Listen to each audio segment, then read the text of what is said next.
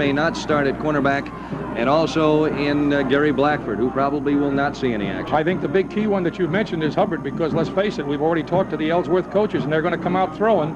If they come out throwing, that means the number 2 man all year that's been playing over in that corner is going to have to play where Hubbard's been. He's going to have a long afternoon, and the sun's going to be shining at him. What about this Darrell Hobbs and Reggie Hall? Big men. Well, if they're as fast as they looked on film, I'm going to tell you, I think the calls I'd make is a pass and then punt. Bakersfield didn't get to be number 1 from being shy on running the ball or coming at people. No, that's, of course, that's, Bakersfield College mirrors SC McKay's offense, student body right, student body left. Actually, I'd like to cover a couple of things here. I did a little research, and this is the 22nd game, but in the 21 games that have been played, I heard Marv Goose say they don't call this the Rose Bowl, they call it the Trojan Bowl because they've been in here so many times.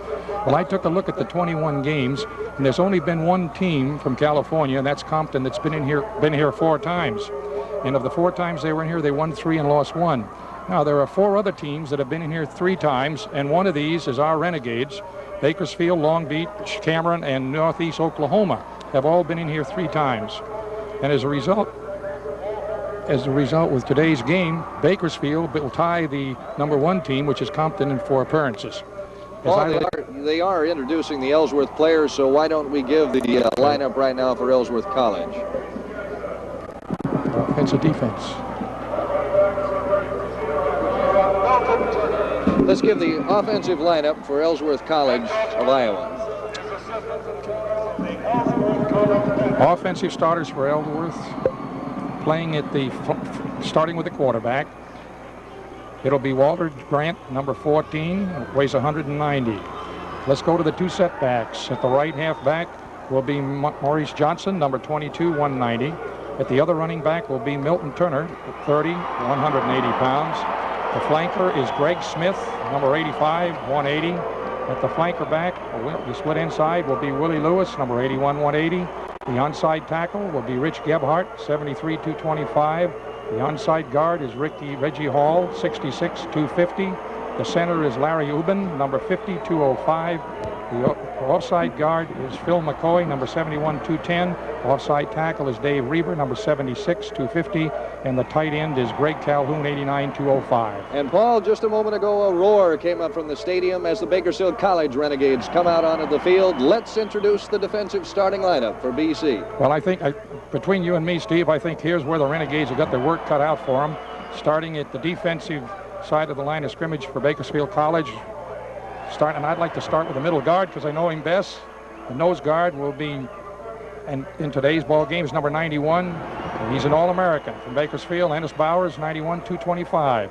At the defensive tackle will be Jesse Chavez, number 72, 233. At the other tackle, the right tackle, will be Mike Waffle, number 84, 240. And at the defensive ends will be Rick Jones, number 31, 87, and Ron Hill, number 86, 209. The 2 inside linebackers from Bakersfield will be Chuck Holloway, number 80, 210, Rick Holloway, number 50, 200. And at the cornerbacks will be Jamie Ponce from Foothill, number 42, 175. And at the other cornerback, Terrence Hubert, number 44, 166, although there's a chance he won't be starting. And at the right safety will be Bob Fortune, number 41, 185.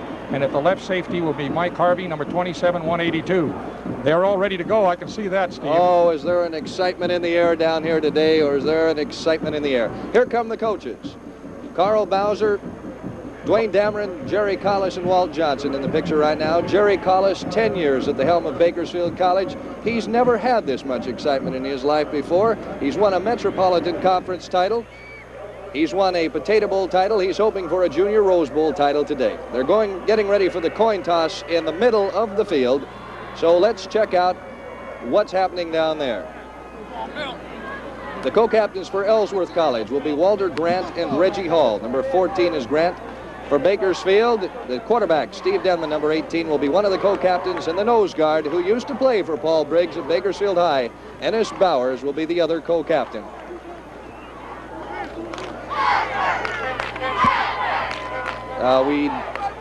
Okay, let's see now what has happened on the flip of the coin. Bakersfield has won the toss. They are going to receive.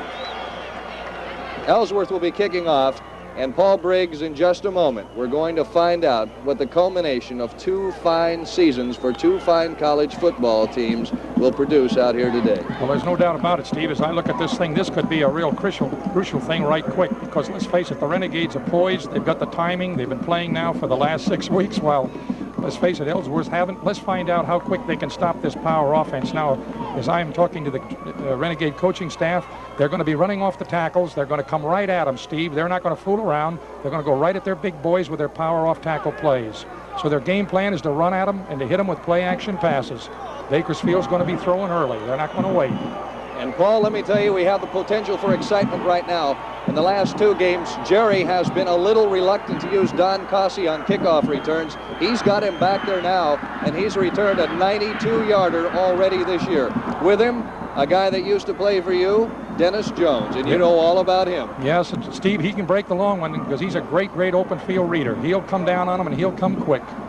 Kicking off for Ellsworth College will be number 54, Keith Harmon. And here are the officials for today's day. Dave Kamansky, Les Dillinger, Sid Sermon, Jack Roberts is the field judge. And in just a moment, the game will be underway. Bakersfield is ready. Ellsworth signals that it's ready. And here we go. A short, squibbly kick bounces down on the right side and goes out of bounds about the 15-yard line. Harmon will have to come back and try that again. Well, that's going to be 5 yards shorter. They got to bring it back. Paul, I got to point something out here, too. I don't know how much Ellsworth has been looking at the statistics, but it looked as though that ball was intended to be handled by an up man, and they were trying to keep it away from Cossey. I would assume that Steve actually, he's kicking from the hash mark, the near hash mark. And I think maybe the intent there is, I don't know if they've scouted him that well, but if you notice, they were trying to kick it away from Cossey over there. And I think maybe what they're trying to do, looking at it, I see they got all their speed merchants around this side of the field. So I think the intent here is to try to get these 15, 20, and number 20 to 8, and 15 and 12, which are their fast men, right down on that ball quick. Okay, they're going to try it over again. Another 5 yards back further, penalized for illegal procedure on the kickoff. And, well, we get a reprieve here. We get another chance for excitement on the opening kickoff, and here we go. Ball coming downfield. It'll be Dennis Jones handling it at the 15, out to the 20, the 25. Misses one tackle and finally is pulled down at the 30-yard line. Okay. Brought down by Tom Grafton from Canton, Ohio. All right, here, Paul, here's the replay again. Okay, now actually Dennis Jones feels this thing. He starts up. They've got just a straight old wedge. There's a miss block there by number 22, and Jones tried to keep his balance. Gained another 3 yards after that missed block. All right, let's set the offensive line or the offensive backfield for you. Denman is the quarterback. The fullback is Mike Kelly, and the first handoff is to Don Cossey, straight up the middle. He picks up about 3 yards on the play, and that gang tackling we've heard about from Ellsworth came into evidence there. Okay, now Steve, that's the basic play. That's the off-tackle play, and that's the one they're going to be running at him, and they're going to keep right on running at him. Okay, rounding out that offensive backfield, we should mention Mike Giorgino. Steve Wright will get a lot of play in that position as well. And you'll see Mark McDowell in for Mike Kelly a little later on in the game, along with Norman Williams. Second down, about 7 to go. Hey. And this time Denman hands off to the first man through. That's Kelly, and Kelly picks up another couple of yards. Okay, that was a full trap, actually. It's I think the way the Renegades call that, they call that a double-barreled snake eye at the center. Right. And Kelly hits quick, and it's a kind of a delayed play that sets up some stuff that's going to come later. Actually, it's a quick fullback. Let's set up the offensive line for you. We've got Chris DeFrance as the wide receiver. On the other side of the field, as we said, is Giorgino. The tight end is Tungan. DeFrance is lined up outside close to us. And Wright comes in motion. Denman back to pass. Instead, it's a draw play to Cossey up to the 40, the 45. Finally hauled down about the 47-yard line. And Paul Briggs is starting already. A little deception. Right, that was a delayed draw, actually. And I'll tell you what happened there. They put a man in motion, and Ellsworth is rolling up into the short side where the flanker was, and they put the flanker in motion to the wide side of the field, and Ellsworth had to roll over, and they were in trouble. Here's the replay. And it's going to take some gang tackling to bring Cossey down. First down for the Renegades. The handoff goes to Cossey once again. He picks up 2 or 3 precious yards before finally being brought down. by number 43, Bill Fisher. And Bill Fisher is a bit of a magician. He's one of their leading pass interceptors. Okay, actually, Ellsworth that time was in a 6-man front. They put the middle linebacker up inside also. Second down and 7. The France lined up out to the left, right in the wing back formation. The handoff goes to Cossey. He tries the right side this time and picks up another 4 or 5 yards. And coach, maybe it's a little early. Maybe Ellsworth, again, Bill Fisher in on the tackle for Ellsworth. Maybe it's a little early. But the Renegades at this point do not seem to be worried too much about that big offensive line we've heard about from Ellsworth. No, they're running at will. Steve, this is a big thing. You've got to run at their strength, and that's exactly what they're doing. Okay, we've got about 3rd and 4 now. Probably not a passing situation. All right, Steve, they're really loaded up. All right, let's see. It is going to be a pass, a rollout, and the pass is caught. It's caught by Mike Giorgino, who crossed over the middle from the right side to make that catch. Bringing him down again, Bill Fisher. All right, now, Steve, there, Ellsworth was up in almost a goal line defense on that one. They had all 4 of their seat backs right up in tight, and I think they're in real trouble. You can see it. The drag man comes across the middle, wide open. Oh, and the Renegades are again what we call that good zone now, the place where you can probably expect they could score. The handoff goes to Cossey, finding precious few yardage up to about the 23-yard line. But again, we got to talk about, Mark Zeller brought him down on the play. We've got to talk about the way, at least early now, that this offensive line of the Renegades is blowing out those defensive men, opening up the holes for Cossey and Kelly. They're doing a real fine job, especially over on the right side, Steve. 2nd down and 7.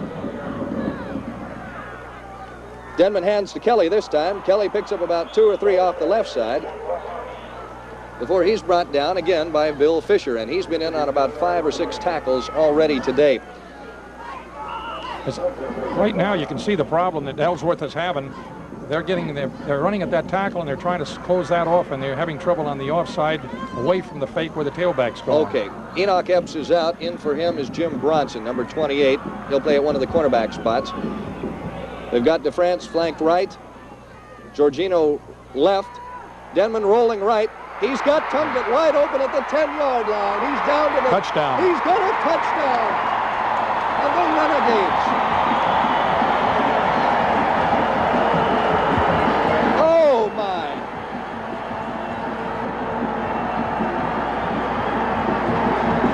Oh my!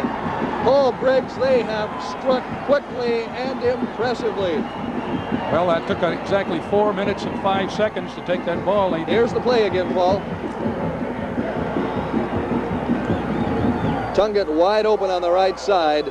Just bulled his way in for the TD. Scott Dye to try the extra point. It's down, it's up, it is good. And with 10 minutes and 55 seconds left in the first quarter, the Renegades are leading Ellsworth College of Iowa 7-0. The Junior Rose Bowl is being brought to you by these Renegade supporters. Real Estate 7, a household name. Montgomery Ward, your Christmas store. Irrigation Supply Company, serving Kern County's irrigation needs for over 20 years. And Happy Steak, family restaurants with 2 locations to serve you. Okay, back live again. Ellsworth certainly knows what they're saying across the way in the Bakersfield College rooting section. BC is saying, "We are BC," and by this time, I think Ellsworth College knows that all too well. By the way, the Gades took only 2 first downs to make that drive. I don't know the exact number of plays. I would say it was around 8 to 10 plays for that scoring drive. And Paul Denman did a beautiful job of mixing passes, draw plays, and handoffs to engineer that touchdown. Steve, I think that Ellsworth has got to make a quick adjustment in their defense. They're using an inverted safety, so it ends up there when they're 3 deep. Now, on that touchdown pass, they had to be a linebacker go back and cover that tight end. Now, that's not a mismatch, but it's a tough match, especially when that backer was lined up inside of the tight end. And you saw that he was raising his hands, just crying to that quarterback to see him, and, of course, he did that. Now, I think a key off of that play, Steve, we should all notice, that was it. And Steve, there was just an excellent fake by Kelly and Kusi on that fake in the off-tackle play. And it just anchored that cornerback. The Ellsworth cornerback looked like he had his feet in concrete. By the way, Paul, that touchdown catch by Tungan was only the 12th reception he's made all year. And by the way, that was his very first touchdown catch of the year. Quite a time to come in the Junior Rose Bowl. All right, ready for the kickoff. The man who does the kicking, Scott Dye for Bakersfield. Standing as the lone man down in the end zone is Bill Fisher, a man who was in on so many tackles. Here's the kick. It's going deep into the end zone. Fisher will run it out. He's up to the 10. Oh, as he's snowed under at the 12. All right, Steve, real quickly. Just a minute, Paul. One of your guys brought him down. Sam Barnes used to play for Bakersfield High. Okay, Steve, the key on that thing was that ball was in the air 4.1 seconds. If you can hold it up there somebody's going to eat you up before you get to the 15-yard line. Paul, here's that touchdown play again. What would you call that play again in describing Actually, it's a sideline square out, and it's a read thing, I think, on the cornerback, and he came up, and of course, then the read tight end's wide open. Okay, Ellsworth is up to the line of scrimmage for his first set of plays of the day. The quarterback is Walter Grant. He hands off to the first man through. That is Maurice Jackson, and he picks up about 3 yards out to the 15-yard line. Okay, that's the first option off the veer. Before he's brought down by Mike Waffle, and Waffle's a big one, 6'5", 240. Paul? Okay, that's the first option off the veer where the quarterback reads and hands to the dive back. And that is the first option. We can also look for the keep by the quarterback and the pitch out to the trailing back, as I recall, on the veer. All right, Jackson barking signals. Okay, now here comes the keeper. There's the keeper, and Grant does a pretty good job of picking up yardage there. Brought down by Chuck Holloway, the middle linebacker. But he gets out to the 20-yard line before he's brought down. And that'll bring up a 3rd and 4 situation. Another crucial down right here at the beginning with Bakersfield leading 7-0. 9 minutes and 55 seconds left in the first quarter. We've got Will Lewis out to the right. And in the slot is Calhoun, I believe. Barking signals is Grant. He hands off to Maurice Jackson. Jackson only gets 2. He's brought down by Chuck Holloway again.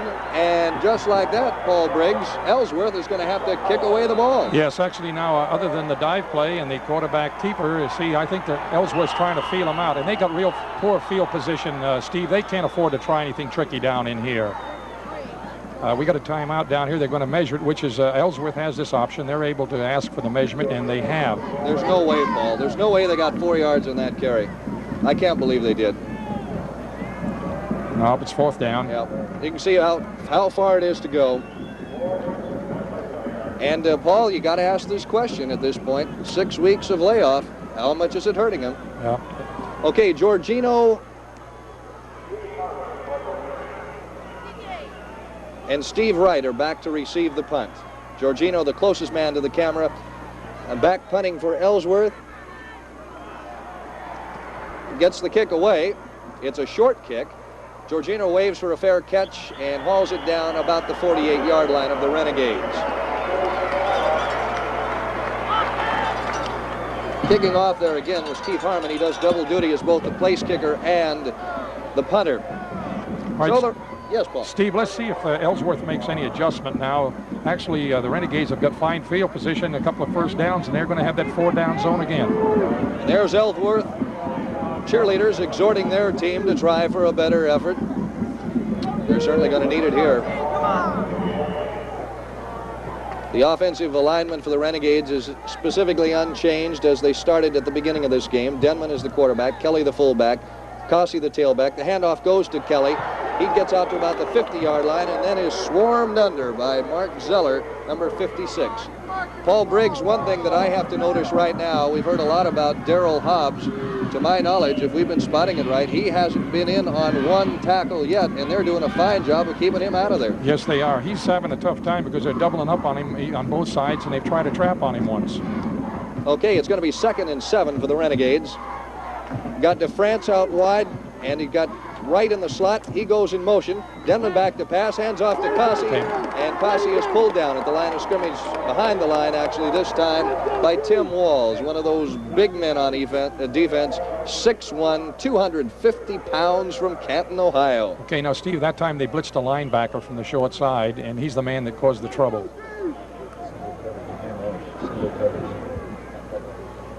And we're pointed out we're getting single coverage on Chris DeFrance, so we might watch for a bomb before too long.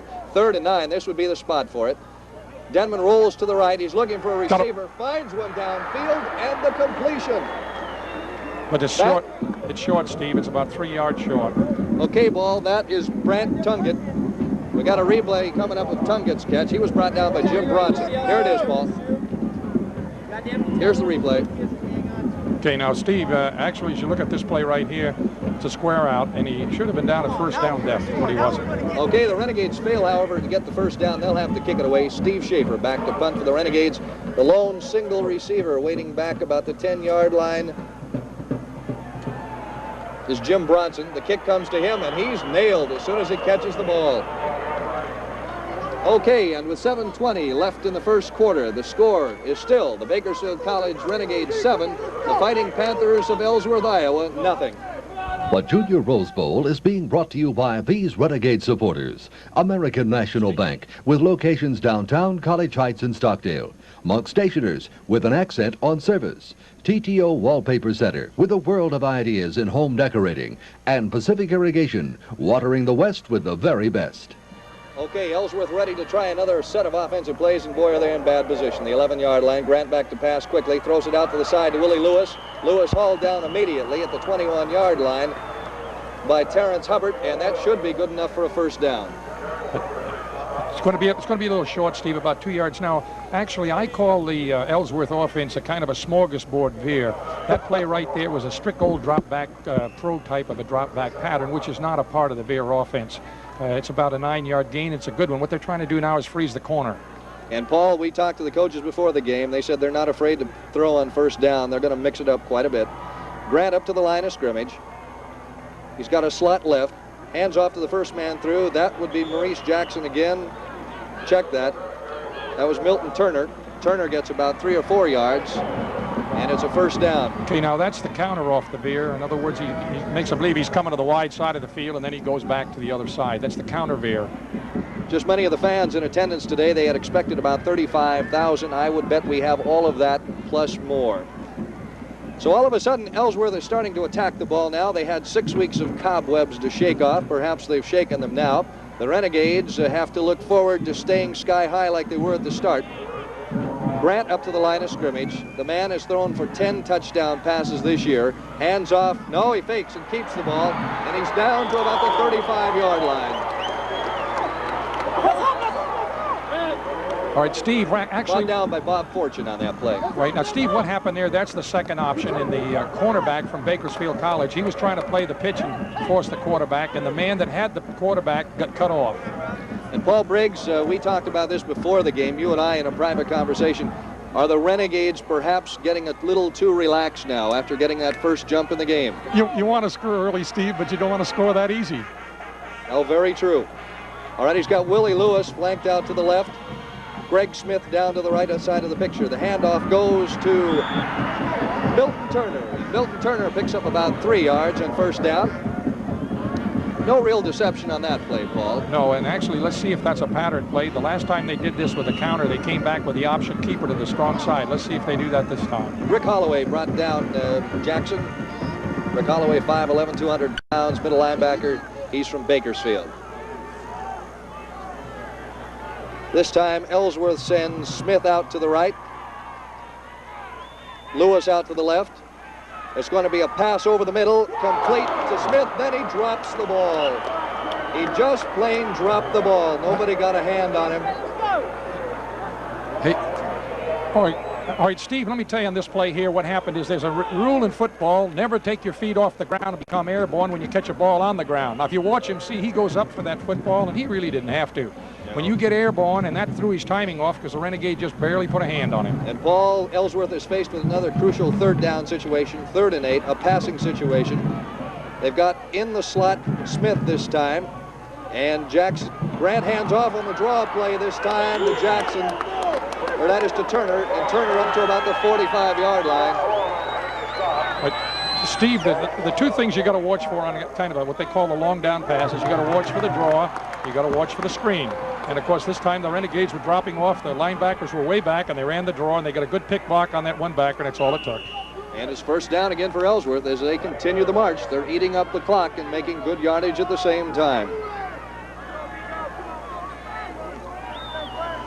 Smith flanked out right.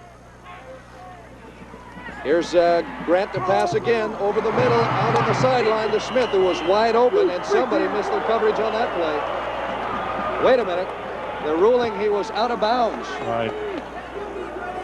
Okay, that was Jamie Point's man on that play, and Paul, he was quite wide open down the sidelines there. Right, you're watching over here on the side. If you watch 42, somebody must have been not lost on that thing, because actually Jamie pounced. They call that he ran a sort of a bump and run on the guy, and then the rotating man never got over. That'd be the strong side safety. All right, second down and 10, and so far, Paul, you got to be pretty well impressed with the way Mr. Grant is completing these passes.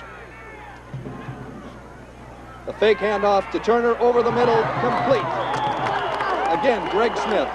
All right, now, Steve, let's look at something. Bob Fortune brings him down about the 42-yard line of the Renegades. Steve, this is what happens in a football game. We talked about this on perspective. See, the Renegades have scored. They went right down and done it. And I think right now they're sort of sitting back on their heels. I'd say they got all that corn in the crib. They got all the corn in the crib now. Hey, you know, we haven't said much about the two running backs for Ellsworth, but they are awesome. Maurice Jackson, 6.1 yards per carry, and Milton Turner, number 30, 7.6. They can carry the mail. Smith out to the right, Lewis at the top of the screen.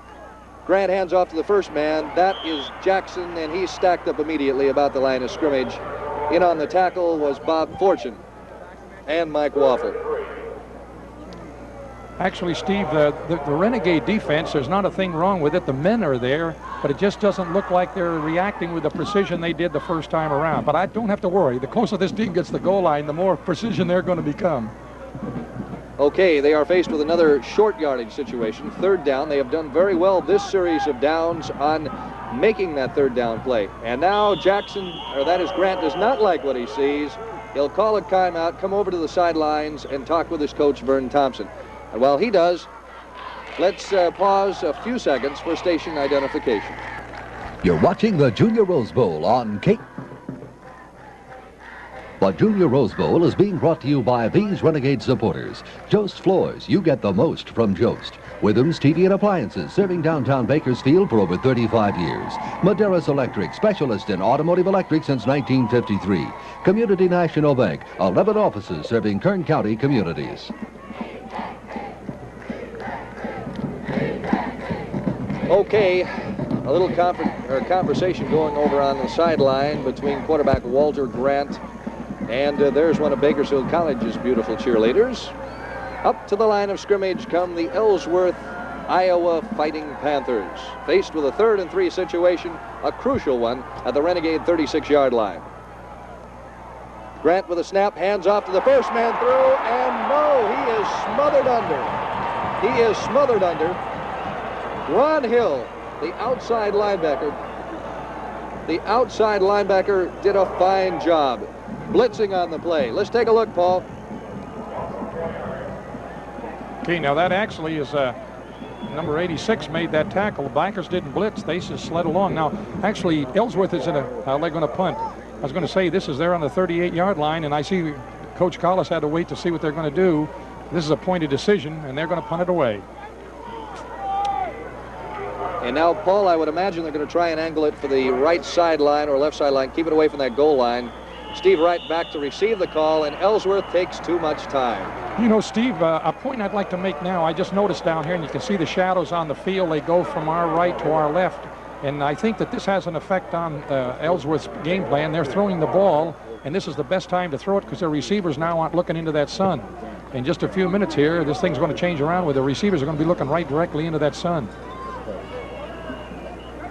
Yes, we did. Steve Wright back to receive. Kicking for Ellsworth of Iowa is Keith Harmon. The ball comes down to right. He'll call for the fair catch about the 13-yard line, and he is interfered with. Number 72. Chip Manders ran into right as he made the fair catch. All right, now, Steve, on this thing right here, you got troubles. Okay, now what he interfered with, he tried to get out of the way, but it was the interference for the opportunity to make the fair catch. But now, Steve, what had a big part in that thing? Schaefer put that ball up in the air, 4.3. You put a ball up that long, and you're going to have some trouble downfield, and that's exactly what happened. Keith Harmon, I think you mean, Paul, for Ellsworth, who put the ball in the air there. Right, right. Okay, Bakersfield will start its next series of downs now from the 28-yard line. Now let's see who we've got in at quarterback. It is still Steve Denman. We still have Kelly and Cossey in the backfield. In the slot is Giorgino. And it's a rollout again by Denman, and the pass is right on the money to Giorgino. And number 45, Enoch Epps, is disgusted with himself. He let the ball get past to Giorgino right in front of his line of play. Okay, now the Renegades are doing what they told us. They're coming out and throwing on first down. And here it is again, Paul. Okay, so the fake off the tackle. There's the read, and there's the pitch. Going right out, toss right out there to the fullback out that flat. Wing back. The wing back on the flat. I guess we could call that threading the needle. He put it right where he had to. Down, low, and out. Second down and 2, a short yardage situation. Denman barking signals. Fading straight back this time. Throws out to his left side. He's got DeFrance wide open at the 35, the 30, the 20, the 15, the 10. Nobody will catch it. Chris DeFrance. A pass from Steve Denman to Chris DeFrance. And Leonard Fagan was beaten so badly on that play. Paul Briggs. Well, Steve, that's what's happened when you go against a good man and you're trying to cover a man one-on-one. He had real trouble. He ran it down and out, and the rotation never came over, and they never got to it. For Chris DeFrance, that's his 7th touchdown on the year. Going into this game, he had 883 yards. The ball is put down. Scott Dye gives the foot to it, and just like that, Bakersfield College is on top of Ellsworth of Iowa with 1 minute and 20 seconds left in the first quarter, 14-0. But Junior Rose Bowl is being brought to you by these Steve, Renegade supporters. Bill Ray Tile and Supply Company for all your tile needs. Frontier Tire, your wholesale and retail dealer for Remington tires. Adanac Mobile Home Sales. Adanac, Canada spelled backwards. And Rain for Rent, the Total Irrigation Company.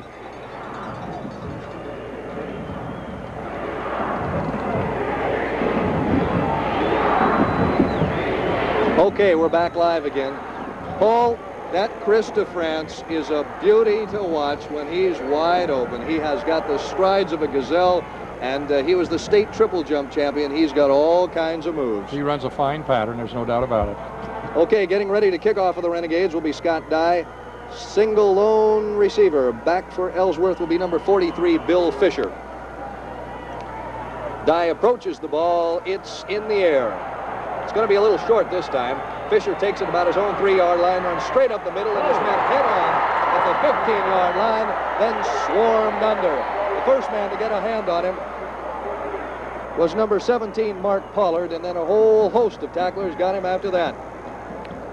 Well, Steve, Tom Sikowski actually bringing him down on the play. Now, Steve, here's where Ellsworth has got to put something together, and they got to do it quick now.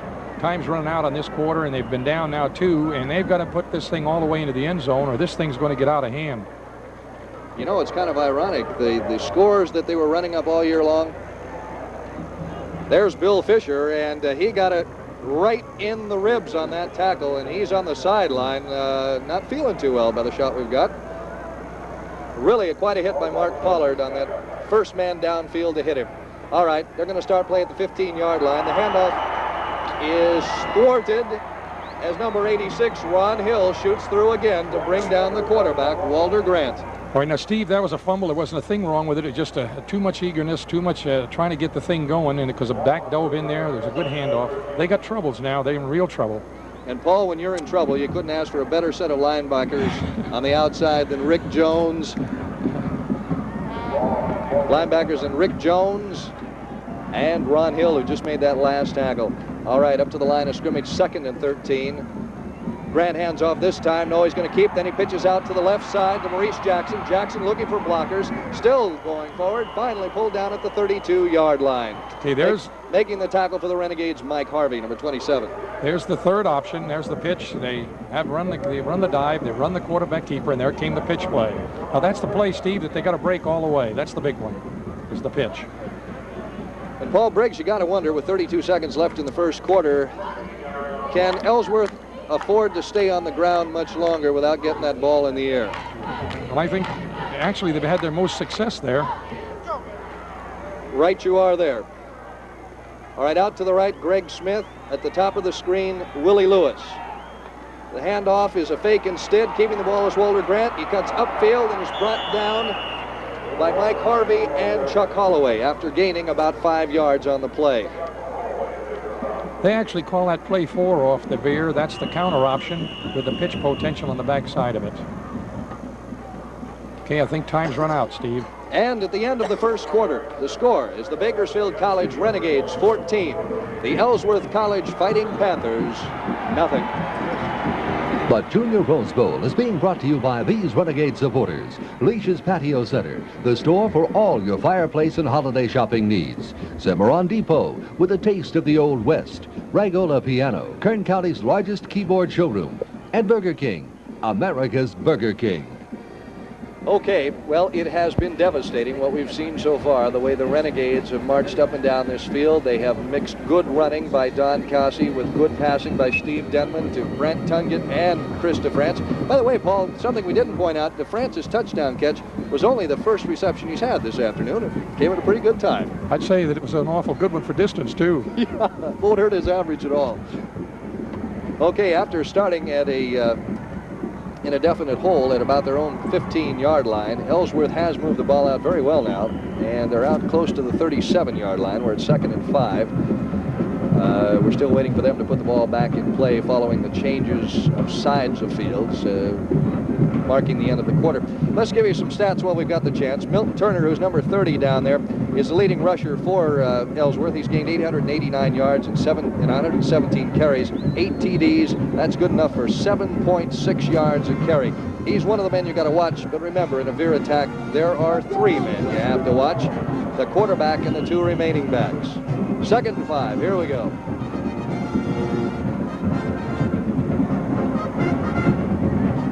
Grant straight back to pass, throws a flare out to the right. It's complete to Willie Lewis about the 44-yard line. He's brought down there by Terrence Hubbard. Okay, that's a first down square out. That's an awful tough pass because the defender can't give him too much loose to go deep on him. So he gave him the first down, and that's the wise move. And Willie Lewis, who just caught that pass, number 81, he's caught 31 passes on the year for 585 yards, 6 TDs. He's the man that can beat you with the speed and the catch. First down now for Ellsworth at about the 44-yard line.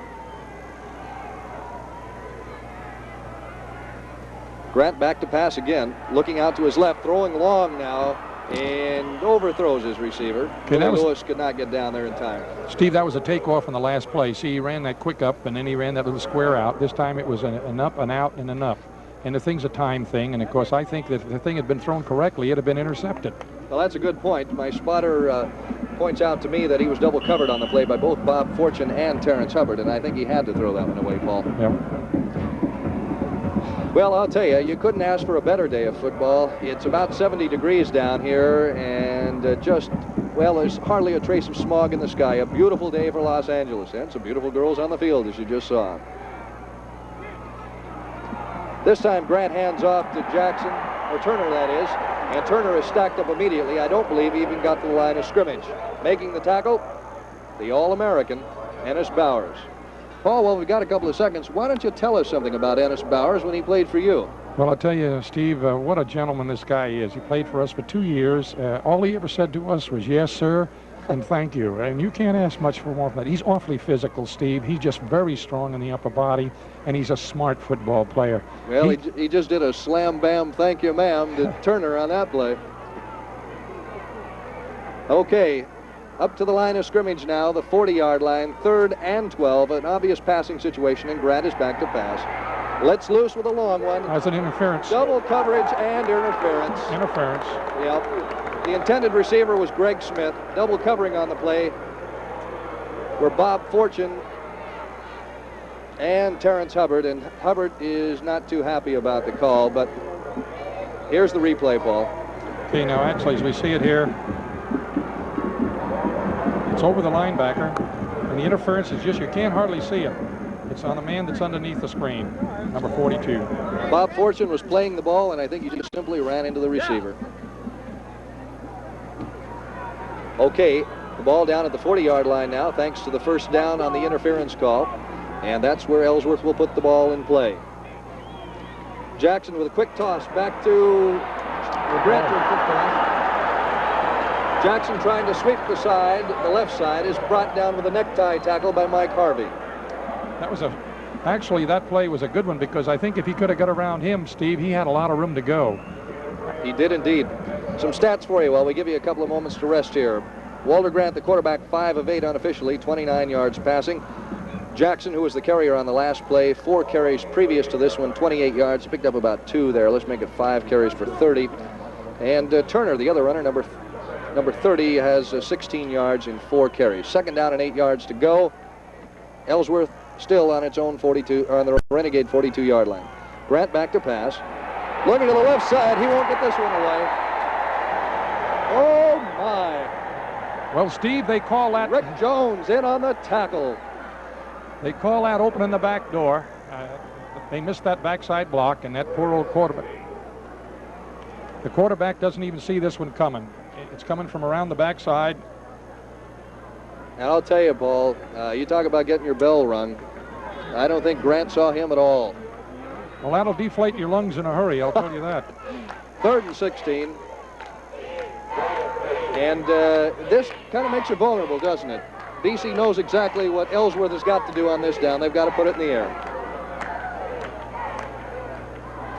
Grant back to pass, predictably. Screen. It's a screen pass out to the left. That's Turner. Turner down to the 40, the 45, brought down by Bob Fortune. And that will not be enough to get a first down. They had to get it down to about the 25 and or the 30, and they're going to be about 5 or 10 yards short on that play. Okay, Steve, I don't. This is going to be another point of decision, but I don't think there's really much to make. He's down on the 35-yard line, and he's going to have to take and go after it. He can't afford to punt here. And I'm sure it's too All right, far. there's Vern Thompson on the sideline. He's trying to come up with a play that'll break one loose, and they need it right now. 4th down and 4 yards to go at the 35-yard line. A do-or-die play early here in the first half. And listen to the crowd. Jackson back looking out short left to Lewis, off Lewis's hand. Covering well on the play, Terrence Hubbard, and he simply overthrew him. All right, Steve, if you go to the well.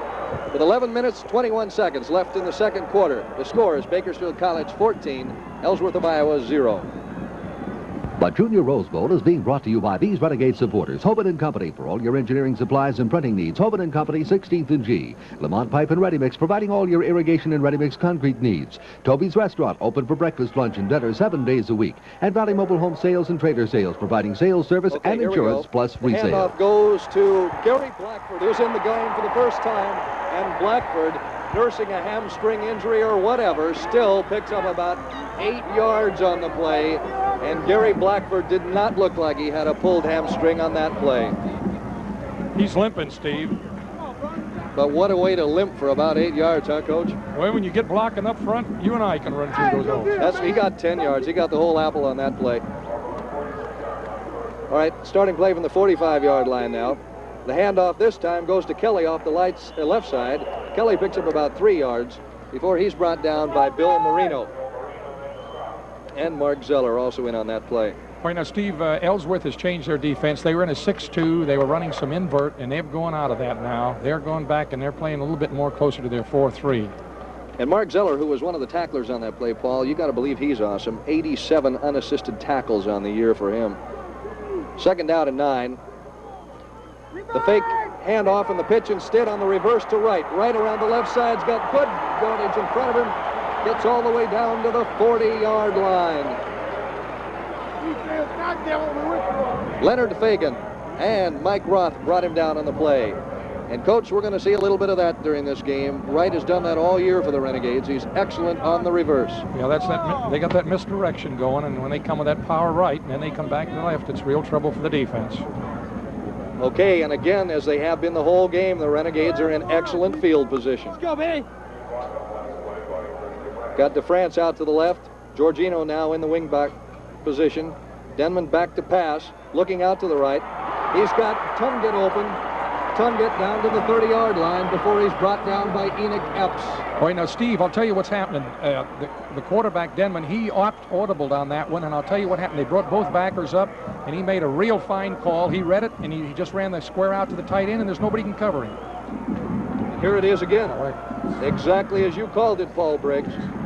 And Tungett, who has caught the ball very rarely this season, already has 3 receptions in this game, 1 for a touchdown, and another big first down catch on the last play. All right, Denman looking over the line, sends Wright in motion, then fades back. He's going to pass again, throws out to his left. He's got Touchdown. the pads wide open, and he drops the ball. He dropped the ball. Wait a minute. They're signaling a touchdown.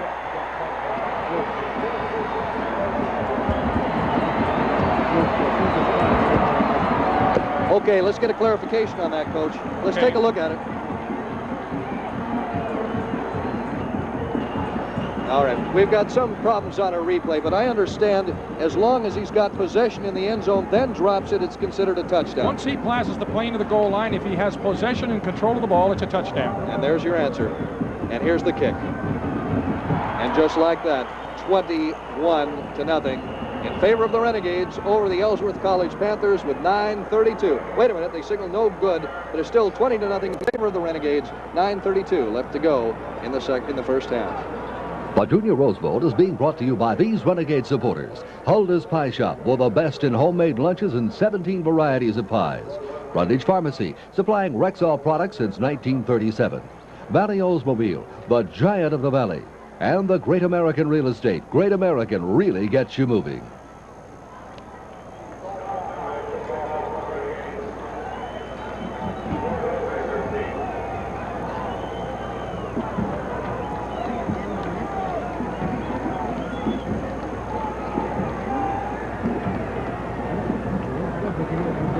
Okay, getting ready for the kickoff. Paul Briggs, this has got to be a shock for Ellsworth. They rolled up almost 38 points per opponent this year, or over 40, I guess. And look at the trouble they're in right now. And they are in real trouble. But let's face it, and you know this beer, you don't come back from that very easily.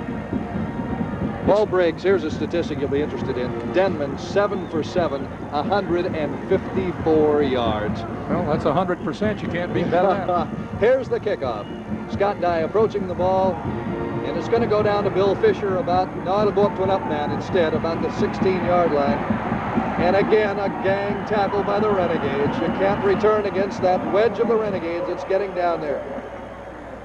Steve, I think there was a breakdown someplace in there. I think they had some kind of a return, or they were going to try to do something. They didn't. That ball was in the air 4 seconds, and that's an awful long time. All right, Tom Grafton got the ball. He was brought down by Tom Sikowski.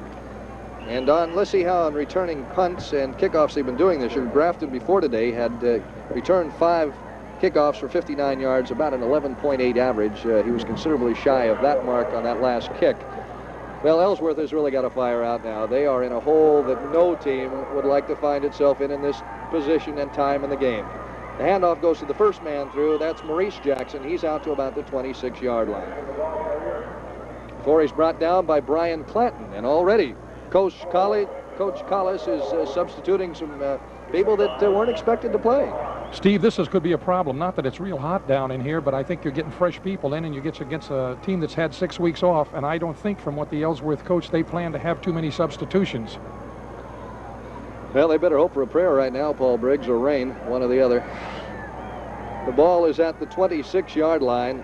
The fake goes to Jackson. The pass is almost intercepted. Getting a hand on the ball was number 38, Chuck Holloway, but he just couldn't hang on to it. And Ron Hill helped knock it into the air. They're 3rd and 5 now, and you can sort of feel the momentum that has been with the Renegades since the start of the kickoff is not about to drift away. There's a sign across the way that says Gades. and it's as big as life, just as the score on the scoreboard is. Back to live action. Grant barking signals. Straight back to pass, looking over the middle, and it's intercepted. It's intercepted by Mike Harvey. Harvey down to the 35, still got some running room. Finally hauled down by number 89, the tight end, Greg Calhoun. And Mike Harvey was the leading pass interceptor for the Gades this year. Unofficially, he had 3. And let's take a look, Paul, at that interception again. Hey, the receiver actually gone past the ball, Steve, and he was out of position to actually ever make the reception. By the way, Mike Harvey's pretty good when running with that ball, at least laterally when he gets it. In the ball game now is Terry Stokes at quarterback. He hands off to Gary Blackford, and Gary Blackford with another 10-yard run. Bill Fisher brings him down. Well, I might tell you, Steve, he might be limping, but when that ball snapped, that limp disappears. I tell you, he's got to be the best gimpy leg runner in the game today. Okay, we've got a whole new backfield in there. Stokes is the quarterback. Number 31, Norman Williams, is the fullback. And let's see if Blackford is still in there. Blackford does remain in. In the slot out to the left is Georgino. DeFrance wide at the top of the screen. The handoff goes to Blackford again. He sweeps the right side, shugs off one tackler, and is finally run out of bounds about the 26-yard line. Tom Farina, the 5'10", 180-pound defensive back from Ellsworth, brings him down. 1st and 10 for the Renegades. Actually, Steve, you got to change up in here. You get different personnel like the Renegades are doing, and it causes real problems for the defense. Okay, Georgino goes out. Steve Wright's back in now for the Renegades. Tunget is still the tight end, excuse me.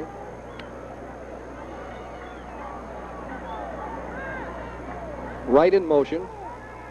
Stokes going back to pass, rolls to his left, throws out to his left, and just overthrows Wright. He had his man beat, but he just overthrew him. Farina covering on the play, and Bill Fisher. Steve, they're having real trouble with this motion. They've got a man loose all the time, and I don't know. See, what they're trying to do is to cover it with a man clear across the defense, and this is causing some real problems for Ellsworth. All right, Wright out, Georgino back in. Tom Ord is playing at one of the offensive tackles right now for short out, and as we said, Jerry Collis has got the luxury now of substituting freely, as well as his team is doing right now. All right, this time Georgino goes in motion. Stokes fakes the handoff, then does hand off to Blackford, who only picks up about 2. Gets out to about the 21-yard line. You know, Steve, they're getting down in the range of you-know-who. Yep, brought down by Tim Walls. You must mean Mr. 15 of 19. Yes. Scott Dye. And I see him over there touching his toes. I don't know what that means, but he's down there stretching. I don't think he's practicing to be a ballerina, Paul. I would have to suspect he wants to kick one. All right, it's crucial down here. 3rd and 10. Stokes fakes the handoff, then rolls straight back to pass, and again overthrows Wright, who had his man beat down on the right side of the field. Here they come. And Tom Farina again was covering on that play. Well, now, Paul, Jerry has said, Jerry Collis I'm talking about, the head coach of the Renegades, that the effective range for Scott Dye is about 40 yards. He's going to be extended a little beyond that right now. Mark putting it down about the 28-yard line. He'll have about a 38-yard kick. It's 22. It's 32, Steve. The ball is down. The kick is up. It's partially blocked, I believe. And it is no good. Off to the left. We get a replay on that. We'll see who did touch the ball. And with 7:15 left in the first half, the score is the Bakersfield College Renegades, the Fighting Panthers of Ellsworth, Ohio, 0. The Junior Rose Bowl is being brought to you by these Renegade supporters. Oak Lane Cleaners, 1-hour service for your clothes, 1-day service for your drapes. Sangara Buick, come see the beautiful new Buicks, Opals, and Mercedes-Benz for 1977. Lamucci's Tamil Shatter, Bakersfield's only sports bar and restaurant. And C.C. Douglas Manufacturing, low silhouette custom truck bodies.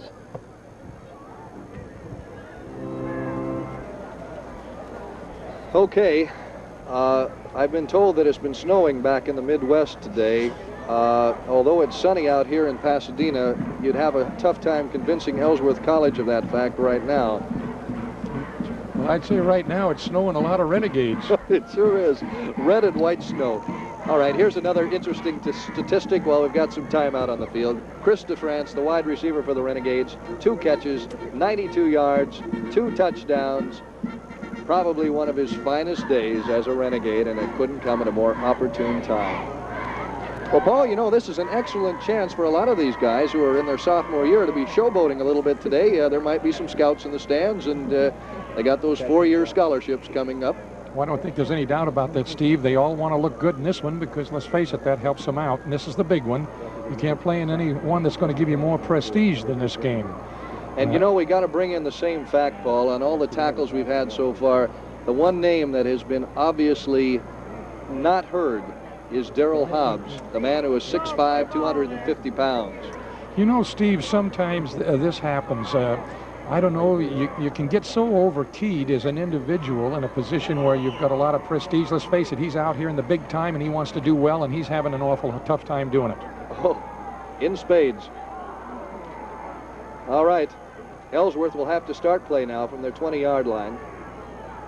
The handoff goes to the first man through. That's Maurice Jackson. He gets nothing. Brian Clanton, who's back in the game again for the Renegades, makes the tackle.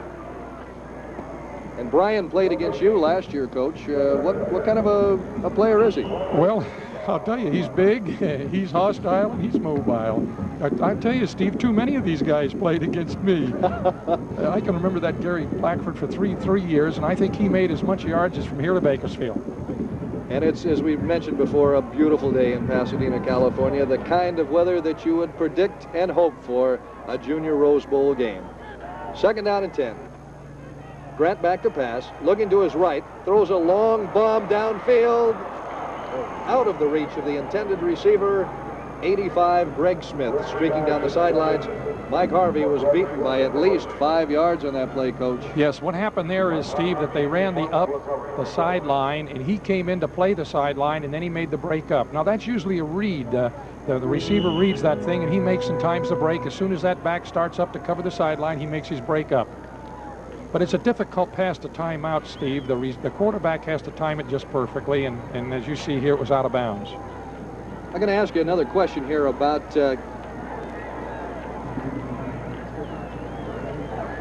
all right, here we go now. Jackson fakes the handoff, or Grant fakes the handoff to Jackson. Now he has to scramble for his life and throw the ball away. And boy, what a rush was put on him by Rick Jones. You know, Steve, though, that's a lot of poise, but they're going to have to punt that ball away in their deep back in their own end of the field. But listen, it'd have been a lot deeper if he hadn't thrown that ball. Now, Coach, the thing I was going to ask you about, it's been 6 weeks since this team had played. It had overwhelmed all of its opponents. How do you stay up trailing 20-0 in the first half? Well, they've got real problems. All right, back to punt is Keith Harmon. Oh, no. Kicking interference on the play. The ball comes down to right at the 50-yard line, and he makes the fair catch, but I believe Ellsworth's going to get the ball. Charging in to try and block the punt was number 80. Well, we'll see if we can pick out his number now. 86, I believe, Ron Hill, wasn't it? All right, now, Steve, here comes the replay right now. All right. He's getting ready to, Harmon's getting ready to punt. Here he comes. Okay. Not blocked or anything, Paul. He simply did that one on his own. And I guess when you have a 20-0 lead, you can afford the luxury of taking a few chances. Well, then you run, and I think Terrace caught it, and he started to run before he put it away. Now, here's an interesting statistic on Grant. We knew they wouldn't try a lot of long passes, but he is 7 for 15. That's not too bad, Paul Briggs. Not with but he has only gone for 34 yards on those passes. Not with the rush he's getting. All right, it is 2nd and 10. Grant fading straight back, looks on to his left side, and making the reception down there, and quickly brought down by Mike Harvey, is number 85, Greg Smith. A pickup of about 5 yards on the play. They're still going to make it about a 3rd and 5 to go. Of course, now, Steve, see, the cornerbacks from Bakersfield can play a little soft. You can give them, now the idea is here, you can bend a little, but you don't want to break. Bend a little, but you don't want to break. So they're going to give them that short one. All right, it's about 3rd and 5. Another crucial down, and I guess in this game, everyone has been crucial for Ellsworth. Jackson looks out to his right, passes out there. He's got Smith wide open, and Smith got hit in a bad place, right in the hands. He heard footsteps and just didn't hold on to the ball. Jamie Point's covering on the play. You know, Steve, actually, that's probably one of the easy. There's a down man on the field, Paul. I believe an Ellsworth player was injured on that play. Steve, that pass is actually one of the easiest passes to complete. But actually, as you look at it, you've got to go an awful. You know who that man is that's injured down there? Quarterback? No, it's a very important man to their offense. The All-American guard, Reggie Hall, is flat on his back down about the 38-yard line. And while there's a timeout on the field, we'll tell you that the score with 5:38 left in the first half. The Bakersfield College Renegades 20, the Fighting Panthers of Ellsworth, Iowa, nothing. The Junior Rose Bowl is being brought to you by these Renegade supporters. Sears, where America shops. 1 Hour Martinizing, the pros in dry cleaning. Dick's Coin Shop, the collector's first stop. And the Drapery Nook, custom draperies at reasonable prices.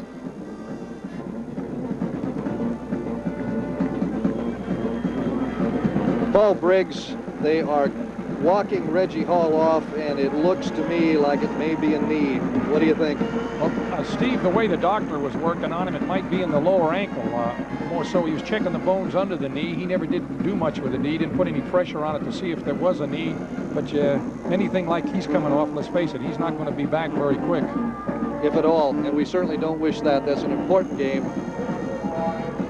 All right, and on that play, Ellsworth is forced to punt once again. The punter is Keith Harmon, back to receive for the Renegades. Mike Giorgino and Steve Wright. Wright calls for the fair catch about the 28-yard line, and that's where the Renegades will put the ball in play.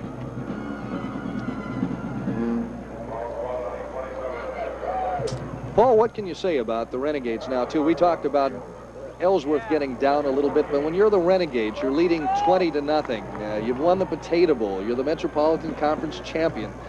How tough is it now to stay alert and ready out there and be alert on all of these plays? Well, Steve, I think that's going to be real easy for me to answer, and I'll tell you why. If the men that are on the field for the Renegades don't keep us intensity up, I'll tell you what's going to happen. There's going to be 11 different guys come off the bench who are just dying to get in the ball game.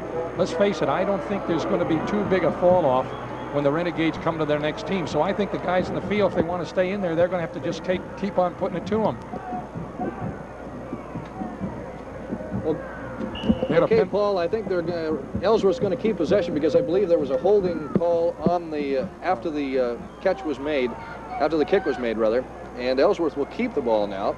Another lucky break for Ellsworth, and as you said, perhaps the Gades are getting a little lax at this point. The rollout, and then the pitch goes to Turner. Jackson turning the corner. He's got running room. Breaks loose to the 20. Goodbye. Goodbye.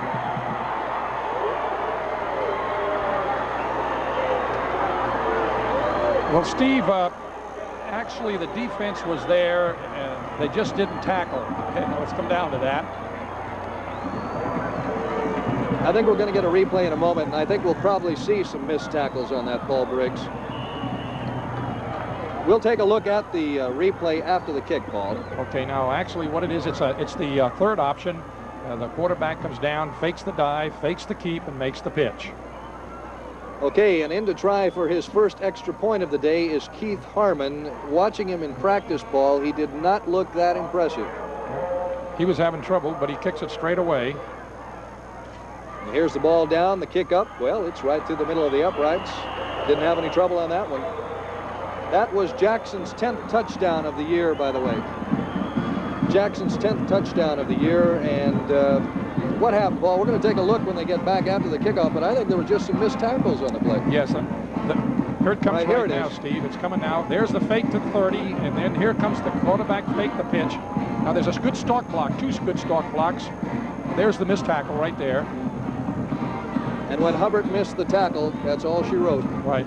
Now, Steve, I'd like to say this, though, in all due respect to the two defenders for Bakersfield College, they were both stalk blocked. they both were preliminary blocked, and sometimes it's tough to recover and get the perfect tackle made. You can't fault the defense. Their idea is to turn them back, and they turn them back. How important was it for Ellsworth to score just then? Well, listen, if I stand on that sideline, the sweat would be coming out of both palms, but it wouldn't be running down my neck like it was. All right, Harmon set the kickoff now, the first time that Ellsworth has had the opportunity to do that since the opening kickoff. We've got Cossey deep.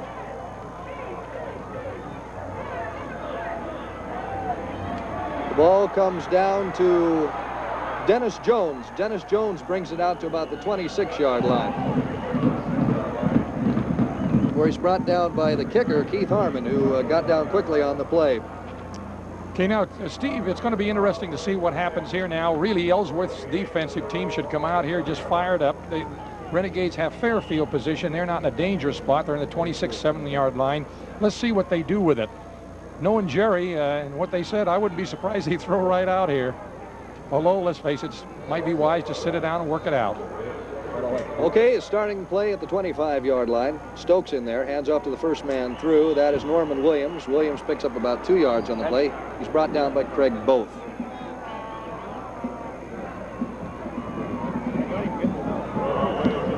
Make it second down at about 8. Some substitutes coming in. Wright comes in for Giorgino. Basically, the Renegades have stayed in the same offense, except with the backs that they've used most of the game. We've got Wright in the slot out to the right with DeFrance split wide right.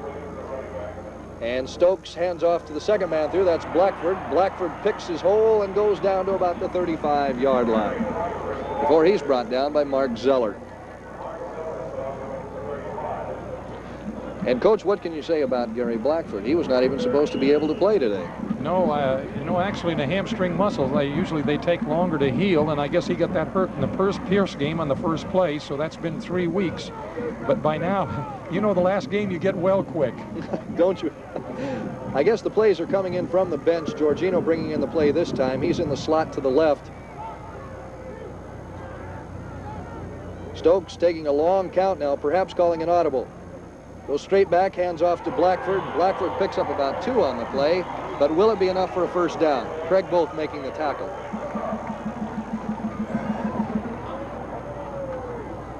Well, Steve, if you want me to predict, I say that's short. I think you're right. I think it's about 1.5 yards short, don't you? Right. So that brings on the Bakersfield College kicking game. They've only had to do it a couple of times so far in this first half. Steve Schaefer, who's been averaging 36.4 yards a punt, and he gets excellent hang time, doesn't he, Paul? Yes, he does. I'm going to time this one just for you. Waiting back to receive the kick is Johnny Wilson deep and Tom Farina short. Check that. That's the short man of Jim Bronson. The kick comes down to Wilson, who calls for a check that. That's Farina who calls for a fair catch. And that's where Ellsworth will put the ball in play at the 26-yard line. All right, now, Steve, that ball was in the air. When you said it hangs a long time, it was right on the money. It was 3.9, and if you do that, they're not going to get any return. And let's talk a little bit about that hang time. What is considered good hang time? If you can get it up there and hold it up there for 4 seconds in the air, it means that you're going to have at least 3 or 4 of your men down right around the kicker, or right down beside the receiver. And at that time, there was one sitting right in his pocket. Nearly picked it, too. All right, Ellsworth now with a lease on life, starting play at their own 25-yard line. Grant straight back, looks out to his right, throws a flare pass out on the right flat to number 85, Greg Smith. He doesn't get much on it, perhaps 3 or 4 yards, before he's pushed out of bounds by Keith David, another reserve linebacker who's in the game now for the Gades, replacing Rick Holloway. Okay, we got a penalty on this thing. All right, it's against the Ellsworth. Looked like offsides, perhaps? No, it's a big one.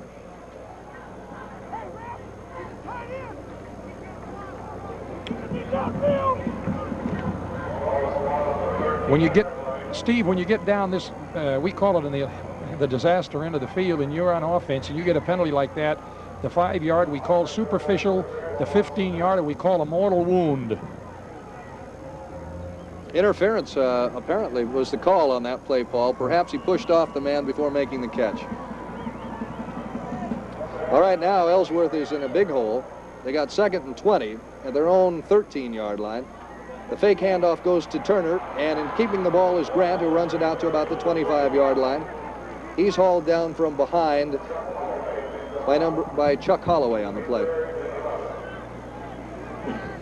Now that play there, Steve, the reason it went well is that the cornerback out here, old Terrence Herbert, the last time, he got burned on that pitch play, so he played real loose out here, which allowed the quarterback to make that run.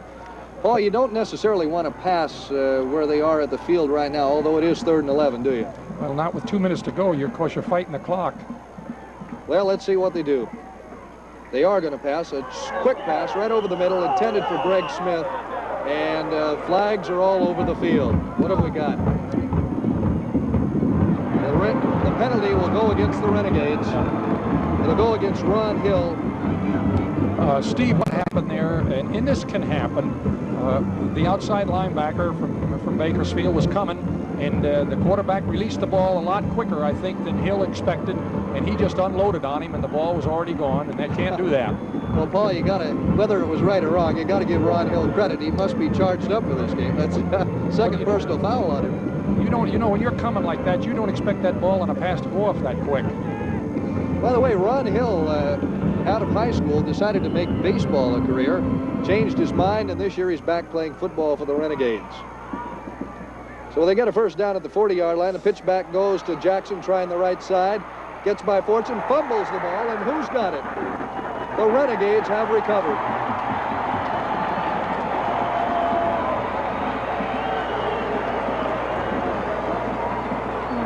I think Jamie Points was the one. I think Jamie Points made the recovery, although we were screened out of that play, Paul Briggs. Yes, they're going to put it on replay here, I think, right quick, and we can see that. But actually what happens is the ball squirts free, and he catches it before he goes out of bounds.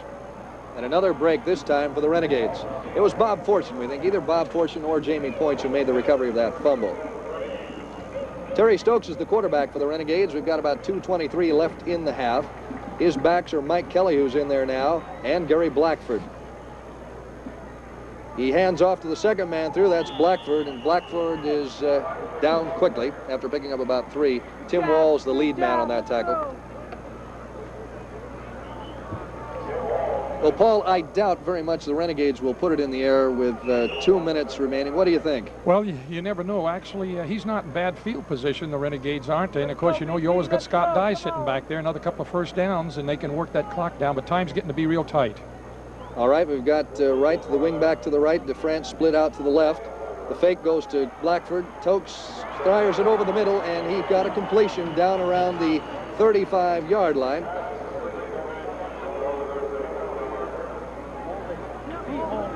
Making the grab, guess who? Brant Tunget. Okay, there's an offside against Bakersfield, Steve. No. Yeah. Leonard Fagan made the tackle, but it's all for naught. It's going to come back. And, Coach, they're really getting bad now as far as making those unnecessary penalties. Those unnecessary penalties are really starting to hurt the Renegades' drives now. Right. Actually, you can see here the pass is just an excellently thrown ball. Really excellent. Right over the top of the linebacker. But I think the man that cleared was the problem. It was the split NY on the wide side, tried to clear out, and he got off a little early. Okay, so instead of a first down, the Renegades will be forced into a 2nd and 14 situation. And that changes the complexity just a little bit. I see that. They've got Wright in the slot to the left now. He goes in motion. Stokes hands off on a draw play to Cossey. Cossey's got some running room, drops the ball, and Ellsworth has recovered. Recovering for Ellsworth, Tom Farina. Somebody jarred that ball loose, and when he did, there was nobody but Ellsworth players around the ball. Here's the play again, Paul. Here comes the replay. They come in motion from the far side, come across the field. He's got the ball. He's got it under control. He just lost it. He just lost it. Mark Zeller was the man who tore the ball loose, and again, Ellsworth is making their own breaks. A couple of interference calls, a fumble, and offsides, and Ellsworth's back in business once again. From the Renegade 48-yard line. A quick out pass to number 81, Willie Lewis, and Lewis struggles forward to about the 42-yard line, fumbles, but the ball goes out of play, out of bounds. Steve, that's the quick screen to the split end is what that is. Remember, we saw that up there Thursday when they were working, the Renegades were working it. Ellsworth's called a timeout, or the officials called a timeout. That's a quick screen, and actually what you try to do is to get some yards and get out of bounds, but he didn't do it. He didn't kill the clock. So the clock moves with 1:07 left. Second down and 4 for Ellsworth. Grant looks to his right, throws out there to Greg Smith. Smith down to the 35, the 30, gets by Fortune, and is finally pushed out of bounds about the 20-yard line. All right, Steve, now the Bakersfield high defender fell down, but he recovered. But he was down really flat on the ground. Okay, that was Jamie Points, not Bob Fortune, that pushed him out of bounds there. And Ellsworth has still got plenty of time to drive for a score. Paul Briggs, and it would be awfully nice for them. I think they've got 2 timeouts left. I think you're right. They've only used the one. They've got Lewis split out to the left. At the top of the screen is Smith, and the crowd is going wild. Grant barking signals, straight back, looks to his left, still looking to his left, throws long towards the end zone. Intercepted and then dropped by Terrence Hubbard. He was right on his man, Paul Briggs. He had him covered like a blanket. Yeah, and he had the perfect position. He had what's called the inside position, and when you can get the field between you, see that Ellsworth man, all he had was about 4 yards of field, and there's an almost impossible to lay that ball in there.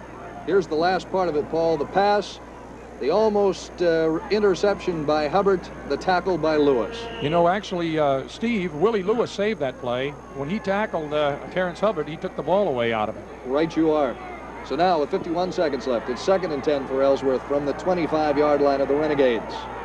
In the slot out to the right this time, we've got Willie Lewis. The fake handoff goes to Jackson. The pitch comes back to Turner. Turner trying the left side, gets down to the 20 before he's socked under by a host of Renegades. Leading the way was Rick Jones. And Rick Jones has been in on a lot of tackles today, Paul Briggs. Yes, he has. Now, Steve, that was the counter option play. What they tried to do is to get the Renegades to flow to the strong side of the field, and then they came back into the short side.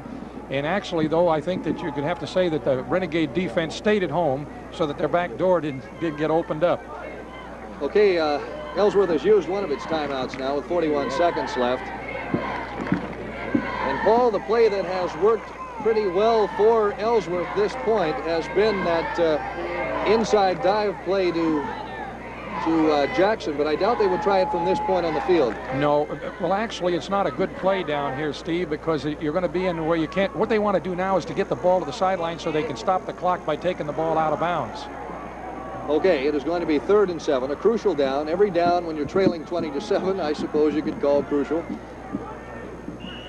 The referee marks the ball ready for play. Grant over his center. Looking back to pass. Throws out to the right side. He's got Smith wide open at the 13-yard line. He's brought down by Points. And again, Ellsworth exercises what should be its last time out. Right, that's the 3rd one. And I don't think they got enough for a first down. They are short. They are short. I think he's signaling first down, Steve. At first, the preliminary signal was they were short. Now they are giving the first down call. And with 33 seconds left at the 13-yard line, they have time for 3 or 4 more plays, don't you think, if they go to the out pattern? Well, now, Steve, see, they've run out of time, but everything they do here has to be geared to getting the ball along the sideline so they can put it out of bounds, because without any timeouts, they might be lucky to get one more play after this one, unless they get the ball to the sidelines. But now, Steve, the Houston veer is excellent for just this type of position in this type of a tactical spot, because you can fake, you can really stretch the defense. All right, wait a minute. I want to ask you now. Now here's your chance as a coach. You get to play Saturday afternoon quarterback. What are we looking for in this situation?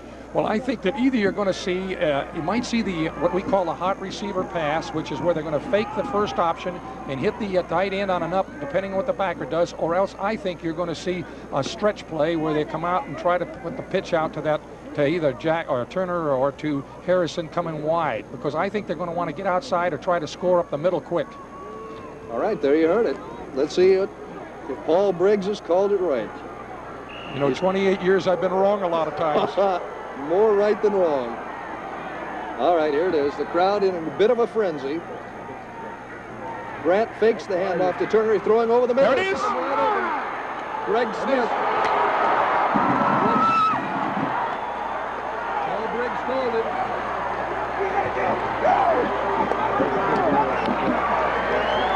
All right, hey, Steve, I don't want to tell you I told you so, but that's what it was.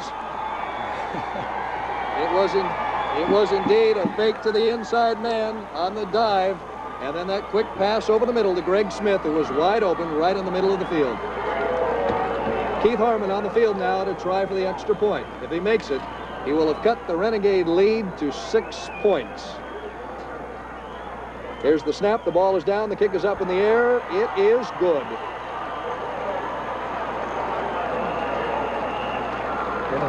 And there appears to be a penalty on the play. It'll go against the Renegades, so that means Ellsworth will tee it up 5 yards further downfield on the kick.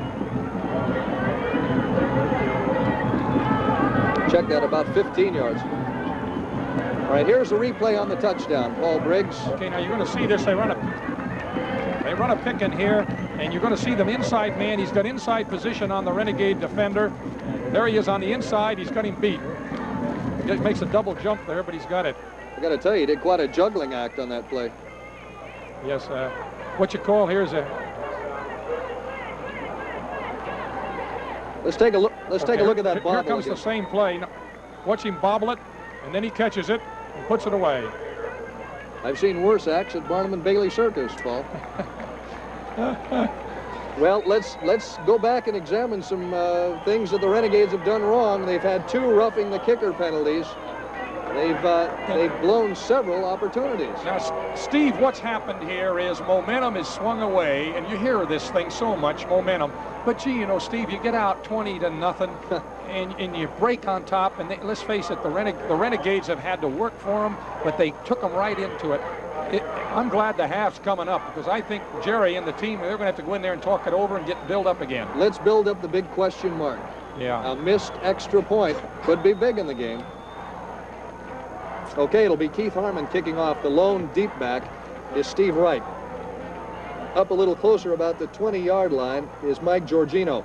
Here's the kick. It'll sail out of the end zone because they got the advantage of the 15-yard penalty on the roughing the kicker call.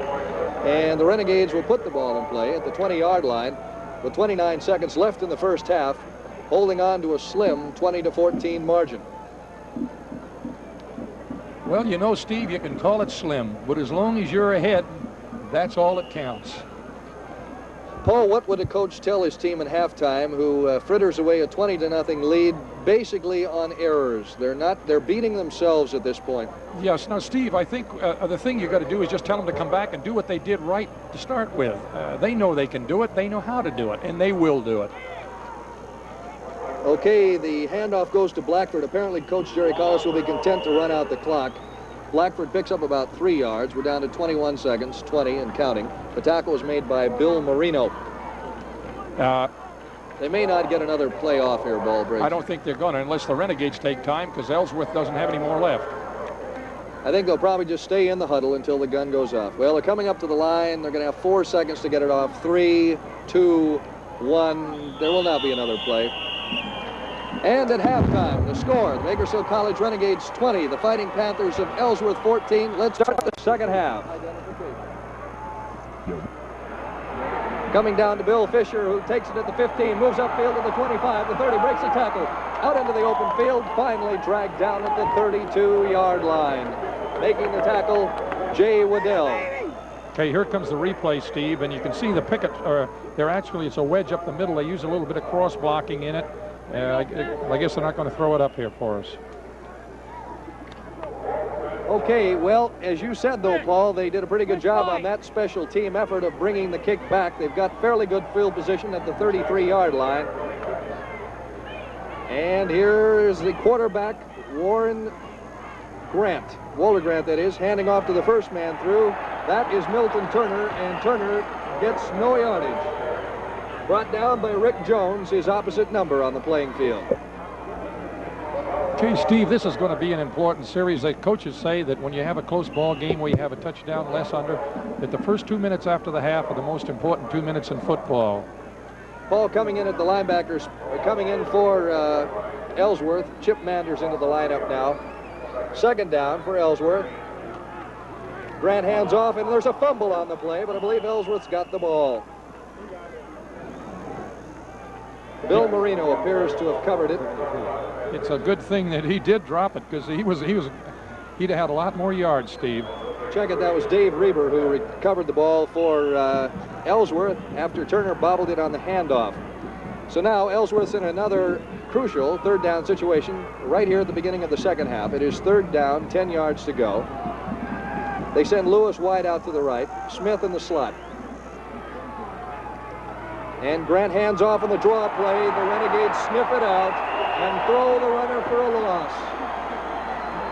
Well, Steve, Ron Hill, who made those costly pass kicking interference penalties in the first half, made a game-saving tackle there.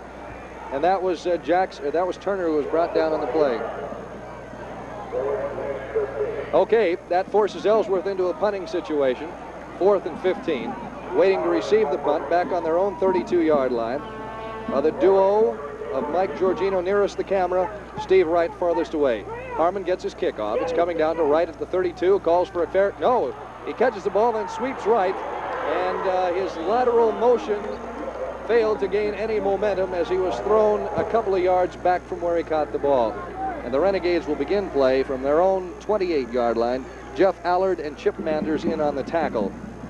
Steve, I'm impressed obviously with Steve Schaefer's punting, but I'm telling you, this young fella can do an awfully good job from Ellsworth. Yes, sir. Keith Harmon is a good one. Gary Blackford. Steve Denman is the quarterback. Gary Blackford is the tailback. Mike Kelly the fullback. The handoff goes to Blackford, coming up the middle. Finds a hole along the right side and picks up 2 or 3 yards. Hey, Steve, the whole thing there was that Denman didn't have his mouthpiece in. He tried to put the mouthpiece in, and as he was doing that, the ball came up, and of course we had an illegal motion. And again, another costly mistake by the Renegades. They're going to be penalized 5 yards here. And that is not the way to begin the second half.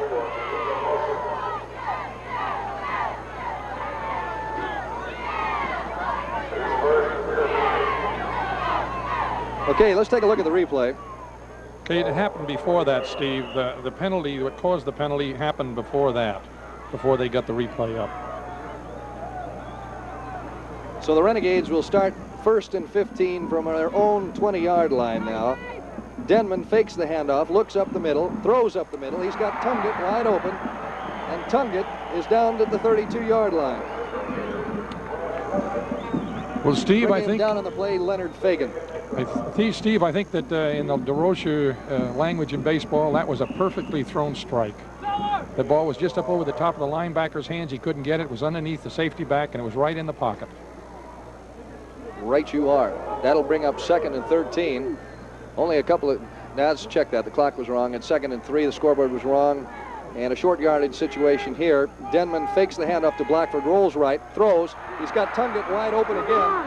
And Tungett gets down to the 44-yard line before he's hauled down by 56 Mark Zeller. Paul, I have never seen Steve Denman throw better than he has today. No, he's got the hot hand, and there's no doubt about it.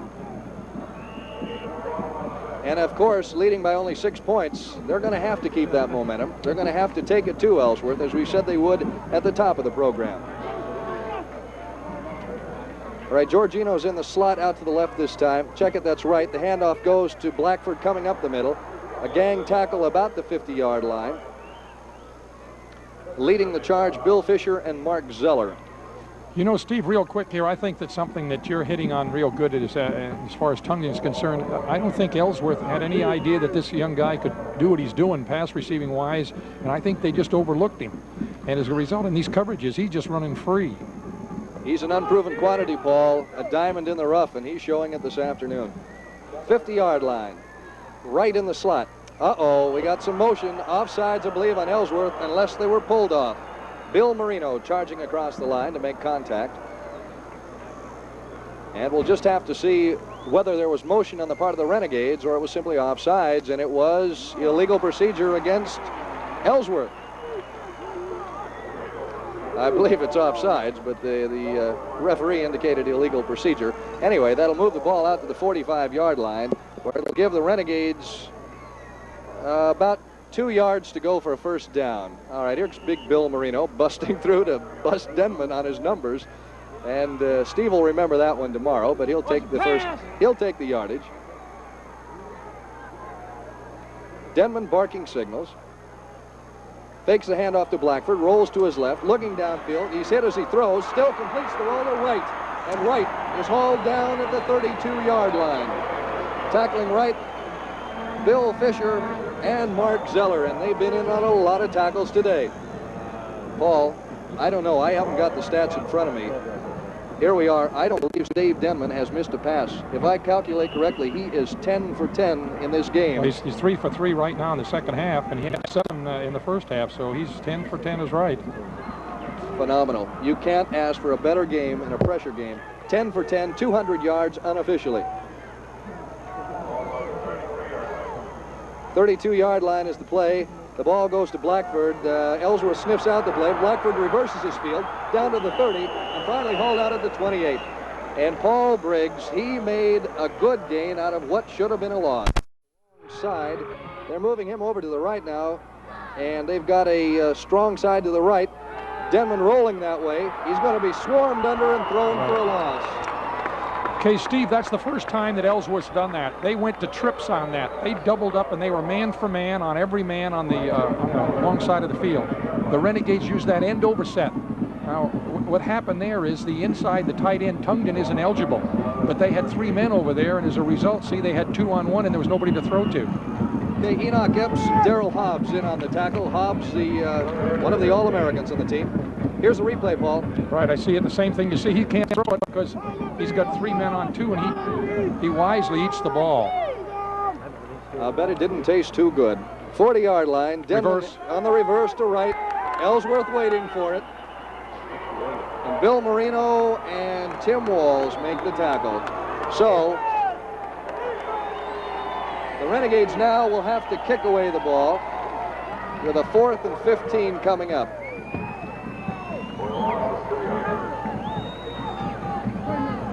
Steve Schaefer will do the punting for the Renegades. Back deep to receive is Tom Farina for Ellsworth. The up man is number 26, or 28 that is, Jim Bronson.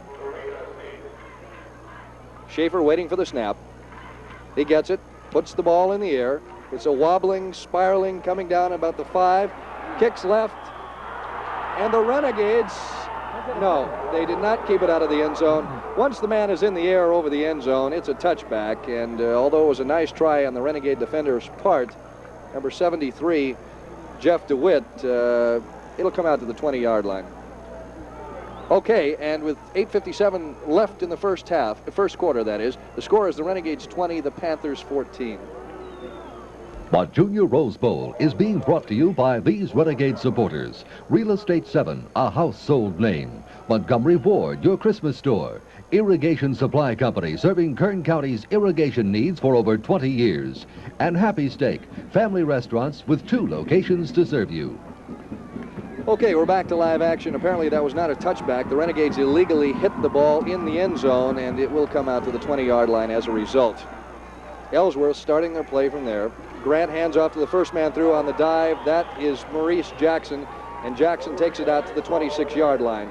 Okay, now, Steve, that's what you try to do with a veer in the first play, is to make a 6+, actually, they say 4 yards, but if you can get 6 yards or more on that first pop play, the first option, you put some real pressure on this defense. Here's the replay. Pressure. Right, there it is. See the quick pop? They overran it. Number 38, the linebacker, was playing on the quarterback, and he missed him. So Ellsworth given another golden opportunity here. It's 2nd and 3 at their own 26-yard line. They've got Smith wide to the right, Lewis wide to the left. The fake to Jackson. The pass goes to Jackson. That is the pitch out. He sweeps the corner and brings it down about the 35-yard line. That should be good enough for a first down. Counter option play. Right. Steve, actually, it just came off of the dive play before, which you think the defense, they say you come to the well for a good play, and they had a nice 8-yard gain, and so the defense was geared for that, and then they come with a counter option. It's a guessing game, Steve, you know that. It's like the trout and the fisherman. If he can hide long enough, he isn't going to get hooked.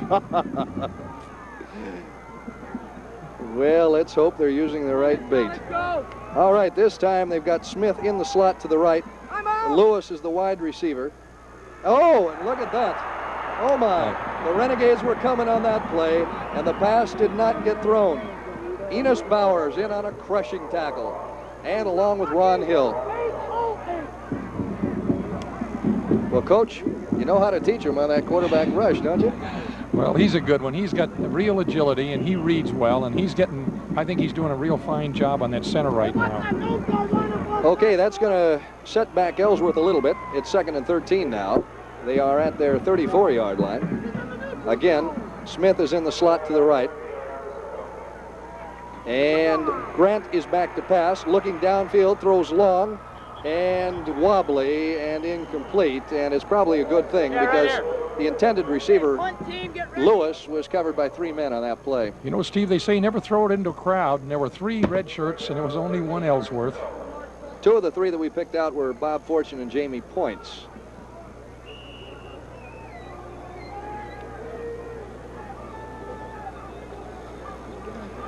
And here's just a view of some of the many thousands of fans who came down to watch this 22nd annual Junior Rose Bowl. And our good friends from Iowa rooting for their team on that picture you just saw. Here we go, 3rd and 13. Fake handoff, then the flat out pass to Turner, that is Lewis on the left side. He faked to the running back up the middle and hit the end on the left side. Not going to be good enough for a first down, however. That's that quick screen to the split end. And actually, I think, Steve, if he'd have came back into the field to play, he'd have been better off. Well, Paul, it has developed into a defensive struggle so far here in the second half. And the thing I like about it is we got more points than they do. Oh. All right, back to receive the ball. Here the kick is away. Calling for a fair catch down on his own 32-yard line, Steve Wright. And that's where the Renegades will put the ball in play. And, Coach, I don't know if you were watching that kicker or not, but Ron Hill came very close to another kicking interference. Or they're coming on an ISO with it right now, Steve. Here it comes right here. Okay, there's the kick by Harmon. But now, Steve, that there is not, that's called incidental contact. He was trying to get away from it. Denman is still the quarterback. He's got Kelly and Blackford behind him. The fake is to Blackford. The handoff is to Kelly. And Kelly moves it out to the 41-yard line. Jeff Allard in on the tackle for Ellsworth. I don't think they're going to bring that up, but that's a quick trap play. They fold the center and the guard fold across, and they make a trap out of it. Coach, I could be wrong, but both of these teams look rather flat here in the second half. All right, we've got Giorgino in the slot now to the left. The handoff comes to Blackford, who threads his way up to the 45-yard line after stumbling at about the 42. The tackle was made by Craig Boat. And that'll be first down for the Renegades. Well, you know, Steve, in answer to the question you just made, or the comment you just made, 2 things are happening here now. The Renegades aren't going to take that big chance, and Ellsworth is playing real close to their best because they don't want to get any further behind. So really what you've got is 2 guys feeling each other out. Each guy's looking for that spot where they can break this thing open. But the Renegades, I think, are the ones that are playing it smart. All right, here we go. 1st and 10 at the 45-yard line. Denman hands to Kelly again. Kelly sweeping the left side. Pulled down at the 50-yard line after picking up about 6 yards on the play. Leonard Fagan, Mark Zeller in on the tackle.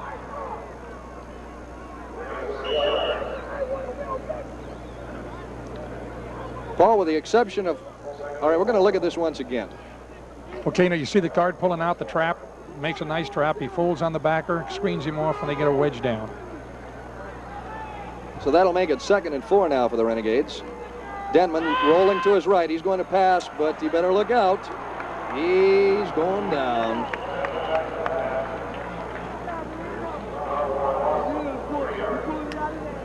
And being rather unhospitable on the play was the All-American from Ellsworth, Darrell Hobbs. Was that the first time I think you've heard distinguished him out singularly, didn't you? Well, that was he distinguished himself on that play, Paul. Well, you know what they say in the old tackle league, better late than never. 3rd and 7 now for the Renegades. What are you calling here, Paul? Pass or pressure, or perhaps a draw play in this situation? A draw or screen. Of course, they've been working that rollout to the tight end real well to the sideline. That's a good ball. Here it comes with the motion Right play. in motion. Denman fakes to Blackford. looking long downfield. He's got a man open at the middle. Oh, no. Steve Wright had the ball tucked away. It went right through his arms like a basketball, and you won't get more wide open than that. Tim Farina and Bill Fisher late on the coverage, and the Gades simply missed 6 on that play, a misconnection at about the 15-yard line. Well, what can you say, Paul, except another golden opportunity down the tubes for this point. Right. Schaefer back to punt. Deep man is Tom Farina. Up close, Bill Fisher, or Jim Bronson. There's Schaefer waiting for the ball. Now he puts the ball in the air. It's coming down in the direction of Farina, who starts out to his right and loses ground and is finally brought down at the 10-yard line by a swarm of Renegades. Leading the charge, number 77, Brad Short. And with 4:39 left in the third quarter, is the score of the Renegades 20 and the Fighting Panthers 14. The Junior Rose Bowl is being brought to you by these Renegade supporters. American National Bank, with locations downtown, College Heights, and Stockdale. Monk Stationers, with an accent on service. TTO Wallpaper Center, with a world of ideas in home decorating. And Pacific Irrigation, watering the West with the very best. Okay, we're back here live. There is a timeout down on the field, however. One of my spotters has noticed that Bill Marino came limping off the field on that last exchange of punts there, and he's one of their good ones. They don't want to see him injured. Of course, you know now, Steve, I don't know whether he's got a muscle cramp. He kind of walks like he's stiff-legged, although I see that they're getting some ice out there now, so that's not a cramp. Well, I'll tell you, Paul, in the regular season, he had 68 unassisted tackles, 50 assisted tackles, and 8 quarterback sacks, and I doubt they want to have Mr. Marino out of there for very long. You know, now down on this end of the field, the Renegades have really got an excellent position. If they can just close this Ellsworth down, and the way things have been going, and actually right now, neither one of these teams have had, although I feel the Renegades have had more momentum offensively than Ellsworth have, but right now the Renegades need to get at least 3 more on the board, and the field position is going to do it. A screen pass in this kind of a situation, this close to the goal line, would be pretty dangerous, wouldn't it? Yes, it would. All right. Ellsworth up to the line of scrimmage. Grant calling signals. Hands off to the first man through. That's Turner. Turner gets out to about the 17-yard line. He's brought down by Jesse Chavez. And that name sound a little familiar to you, Paul? Yes, it does. You know, I was real fortunate, Steve. I had Bowers and Jesus Chavez together at the same time, and the fellow says that's half a line by itself. That's true.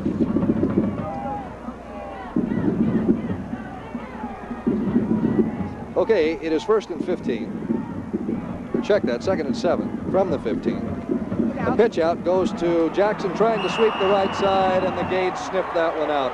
A whole host of tacklers got a hold of him. The first man in there, Ron Hill. Steve, that's actually an old L.A. Ram play. It's called the fly toss. Hamp Poole made that thing famous, and that has nothing to do with the Houston Beer. That's why I think that initially at the top of the show I called the Ellsworth offense a smorgasbord, because when you add that to the Veer, you're going completely out of it. Well, I'll tell you, Paul, that play was chopped liver. Yeah, we have that. We call it Roosevelt, and it's a quick toss, and it'll work sometime. All right, it's 3rd and 8 now from the 15-yard line, and be wary of the pass. It would be dangerous in this situation. And it's going to be a pass, a quick screen that is blocked and knocked down by number 75, Dennis Brothers. And that forces Ellsworth into punt. And quite a story on number 75, Paul. They call him the George Blanda of BC. He is 26 years old, and this is his 2nd year playing for BC. All right, going back to punt for Ellsworth will be Keith Harmon, waiting back to receive the ball. All right. Trouble. A fake punt. Trouble. Harmon sweeping the end. The Gades are alert enough to smell it, though, and they force him out of bounds. And the Renegades turn the break in their favor with 3:52 to go in the 3rd quarter. It is the Renegades 20, the Panthers 14.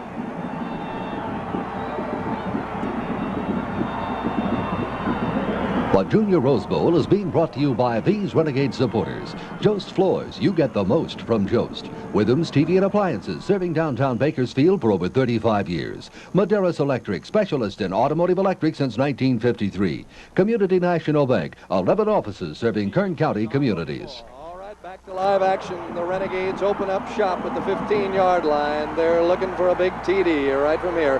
Georgino in motion. Denman hands off to the tailback Blackford, sweeping left, avoids one tackle, finally meets two blockers down at the 10-yard line, and that's where he's blocked down. Leonard Fagan and Bill Fisher in on the stop, and it looks like Fisher may be a little bit shaken up on the play. Taking some time getting up anyway. All right, Wright may be coming in with a play from the bench. He comes in, and Georgino goes out. There's Leonard Fagan. Apparently still all right. He's staying in the game anyway. Of course, you know, Steve, that's nice. If you can pick that up, that's a good guy to run at. Right at him. He's still bent over. Right you are. That may be a mistake leaving him in there. 2nd and 6 from the 10. Denman handing off to Blackford, who tries the right side this team. And this time he's pulled down from behind by Jeff Allard. And now it is what they call crucial time. Yes, I think we're going to see some kind of a play action, Steve, with a pass. Well, Paul, you called the touchdown, right? Let's see how you do on this one. Paul Briggs says a play action pass. Got to go with him. He's been so successful over the years, you can't go against him. Again, it is a play action pass as Denman rolls to the right. He hits touchdown. He dropped the ball. He didn't get it. He dropped the ball at the 3-yard line. He was wide open. And if that goes into, I'll tell you what, Paul. I'll tell you what, Denman should be 12 for 12. The 2 balls that have been incompleted have simply been dropped. Yes, they're right in their hands, and they're perfectly thrown balls, Steve. That thing, he had the defender beat, and old Drennan, he just put it right in the pocket. But see, he doesn't have control. He crosses the plane to the sideline. He doesn't have the ball in possession. All right, here's the man who is 15 of 20. 15 of 19, that is, in a big spot right now. Scott Dye attempting a 30-yard field goal. It is up. It looks long enough. It is good.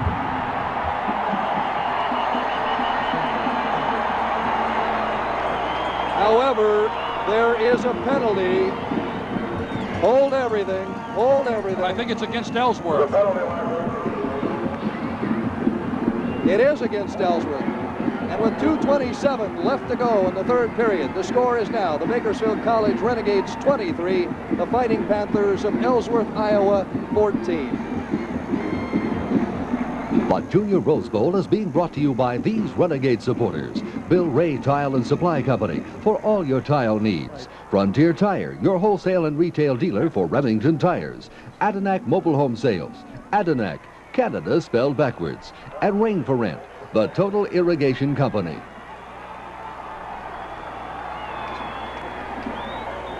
Okay, we are back live, and folks, you can take that field goal off the scoreboard. The Renegades are taking the penalty half the distance to the goal line. It will be a 1st down. The Renegades open shop again. Well, let's check it out. 4th down, Coach. It's going to be 4th down. Paul, would you explain the wisdom in that decision? You take 3 sure points off the board and gamble for a touchdown. Well, I'm not sure. I see Jerry Collis and the coaches over there talking this thing over. I think this could be a bad mistake if they go for this. Now they've called a timeout, and I think they're going to rethink it over, but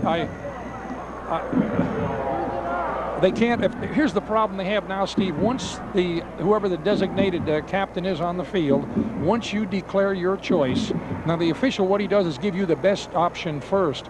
Now, you can't go back and turn it over. You just can't go back and change it. So the play's got to stick. So what the Renegades got is 4th down, 3 yards to go. And Denman's over on the sidelines talking with his coach, Collis. Coach Bowser and Collis yelling out to him as he comes back onto the field. 4th and 3. They can still get a 1st down. But Steve, I'll tell you what's going to happen. He's going to kick it again, and what the heck, it's 5 yards closer? I don't understand that. No. Why take the 3 yards off the board and kick it again? Well, of course, the mistake was made with the choice that was made. So now they're stuck with it. I don't know. You know, hindsight's a great thing here. Who made the call? We don't know. But once the man on the field makes it, I don't care what the coaches say, the decision's in. And not only that, Paul, they've had to waste what may be a precious time out here, too, to get things back in order. Hey, what if he fakes this field goal? Oh, gee. Oh, brother. Well, let's watch. All right, Norman Williams is in there to block, perhaps. The kick is up. It looks long enough. It looks good. So, Paul, it is still 23-14. The only difference is they've tried it twice now instead of once. Well, I tell you, this time it was a little higher and it was a little farther. Now, there was probably some question as to why there was a penalty on the previous play. Can you explain that to us? Yes, we can. Okay, here's what I can see one of the big problems was. It was a major penalty, which is a 15-yard penalty. But once you get inside the 20-yard line, all of the penalties are half the distance to the goal line. Well, see, they had 10 yards to go, and what it did is give them a 7-yard penalty rather than a 15-yard or even the 10-yard penalty. So I think they thought they had a first down, and they went for the first down. I think you're probably right. Oh, well, anyway, it is 23-14 in favor of Bakersfield. Scott Dye ready to kick off. His leg's getting a lot of work here in the last minute or so. Waiting to receive the ball down on his own end line, Bill Fisher. The kick is in the air. It is coming down in the direction of the goal line. Fisher picks it up there, starts upfield to his left. The wedge is formed. He goes through the wedge and is nailed down at about the 23-yard line by John Adams, a reserve cornerback from Garces. He also played quarterback over there, didn't he, Paul? I think so. Okay, Paul, it is a little bit different now. It was 6 points that Ellsworth was trailing by before. It is now 9, and although they are just over the 20-yard line, you got to expect that perhaps the pass is going to become a factor here. Well, they've got to become a little looser than they have been. There's no doubt about that. He's got Lewis wide to the left, Smith out to the right. Grant fades straight back, pitches it out to the left to Lewis, and Lewis is nailed right away by Terrence Hubbard after gaining about 4 yards on the play. And Hubbard injured his thigh on that play. Look out. You see him limping around. He came into the game with a sore hip. Uh-oh, he's coming out. He's going out of there. And Mike McNeese, I believe, will come in to replace him. And Mike has not been used that much this year. 5'9", 171 defensive back from Highland High School, and let's see if they take advantage of that or try to take advantage of his inexperience. The 26-yard line is the place where they're going to start the play. The handoff goes to Jackson. He gets about a yard, not much more. Mike Waffle, the big 6'5", 240-pound defensive tackle, nails him after about a yard gain. Coach, do you think on the sideline they spotted Hubbard coming out there and may go with something right now that would go to his side? Well, if they catch it from the press box, of course, he walked a long ways along the sideline holding his leg, but I think McNeese has been in and out of there, so I don't think that they're going to make much of a capitalization on it too quick. Well, let's see what they do now. 3rd and 5. They've got the slot to the right. That's Smith. Out wide right is Lewis. And here comes the pass rolling right. And nearly nailed, and then nailed. Oh, my. The linebackers were coming. Enos Bowers made the tackle. Brothers was there, and the man who slowed up the play initially was Ron Hill.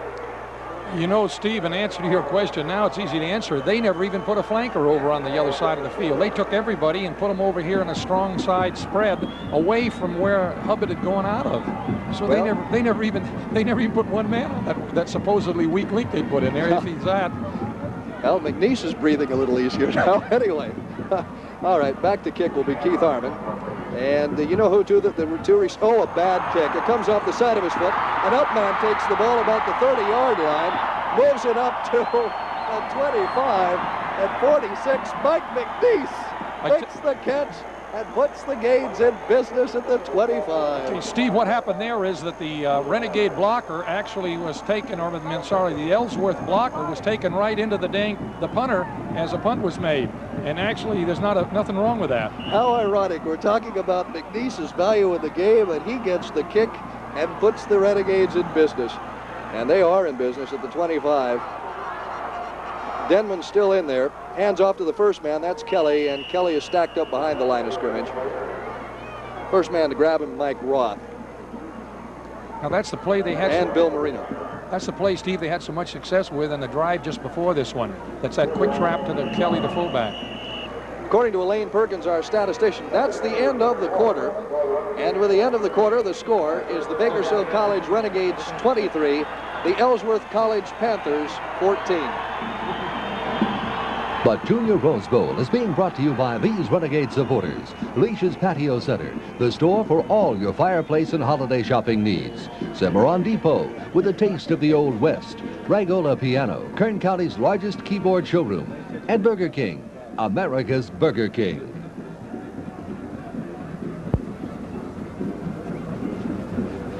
Okay, we're back. We'll be having time back in again here as we start the fourth and final quarter of this very exciting ball game. Elaine Perkins got her name mentioned, so we might as well explain why we mentioned her name. She's handed me a statistic, which, if correct, is pretty irrelevant in this game. The quarterback, Walter Grant, has been dumped twice for 14 yards in the last quarter that just ended, which may indicate, Paul, that those Renegades are sensing that Ellsworth is going to have to drop its original game plan and pass a little more often. Yes, I think actually what's happening now too, Steve, they're beginning to read the tactical situation of when the Ellsworth is going to try to do the passing that they're trying to do. And you get a feel for that on the field. We might not have it up here, but the players down the field have that, or else they might be getting it from the sideline by the scouts who are watching. But I think right now, if you'll notice that all of the Ellsworth receivers are awfully well covered, and it makes it easy to rush when that happens. By the way, Paul, while we have in time here, I'd like to say that we are very proud here at KERO TV that you came aboard today, that we were able to bring this game to the people of Kern County. And if you like the game, why don't write in and tell us? We certainly enjoyed bringing it to you. Right, Denman fakes the handoff to the first man, gives it on the reverse to Wright. Wright turns the corner and gets down inside the 20, down to about the 19-yard line. Leonard Fagan making the tackle on the play. Well, Steve, go ahead, Steve. That was what they did. The Renegades came in what they call their spread overload to the right, and then they ran the reverse back. And of course, Ellsworth made all the adjustment to come this way, and then they just were caught out of position. Look at Kelly Wright slapping his hands. He wanted to break that one all the way, Coach. Yeah, you see that end zone and you get hungry. Yes, you do. And they're ready to gobble him up from this position. All right. We've got Kelly as the fullback, Blackford as the tailback. The handoff goes to Blackford, straight up the middle. One tackle is missed on him at the 20. He's got a first down. He sure does, and it's at the 15-yard line. Well, it might not the way he's marking it, Steve. Bill Fisher made the tackle, Paul. All right, what do we got here? They're going to measure for the first down. Apparently, that is exactly what they're going to do, as they bring the sticks in from the sideline. Well, you know, I see Cosell and I see Karras. I say it's a first down.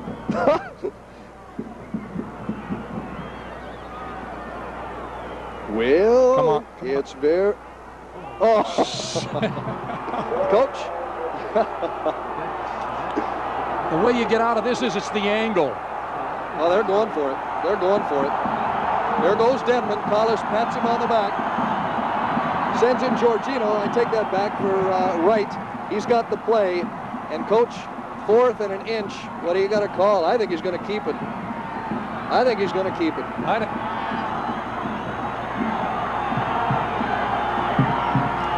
Nope, it goes to Blackford up the middle. He's got a yard and plenty more. He's got the first down. Somebody opened a hole a truck could have driven through on that play.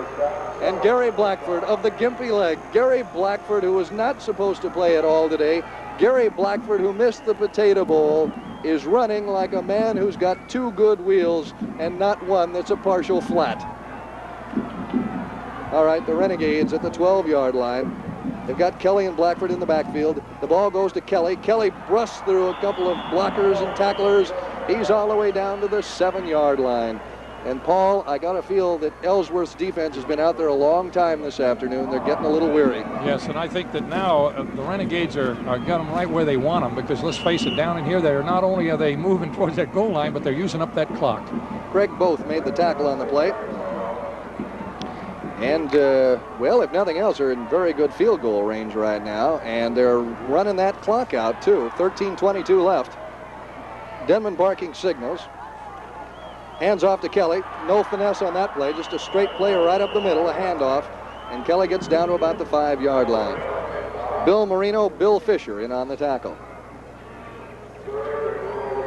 Now, Coach, that perhaps was a little deception there. I noticed that they had Georgino in the slot.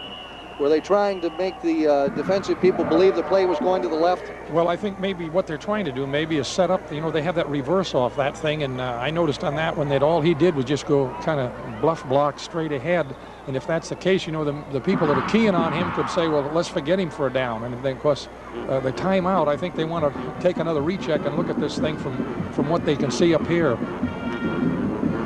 I think you've called it, Steve. There's no doubt that unless they get a real good gain out of this thing, they're just going to go for the field goal. Okay, we have a timeout, so let's take one ourselves. With 12:55 left in the fourth and final quarter, the score is Bakersfield College 23, Ellsworth College of Iowa 14. The Junior Rose Bowl is being brought to you by these Renegade supporters. Hoban & Company for all your engineering supplies and printing needs. Hoban & Company, 16th and G. Lamont Pipe and Ready Mix, providing all your irrigation and ready mix concrete needs. Toby's Restaurant, open for breakfast, lunch, and dinner 7 days a week. And Valley Mobile Home Sales and Trader Sales, providing sales service and insurance plus resale.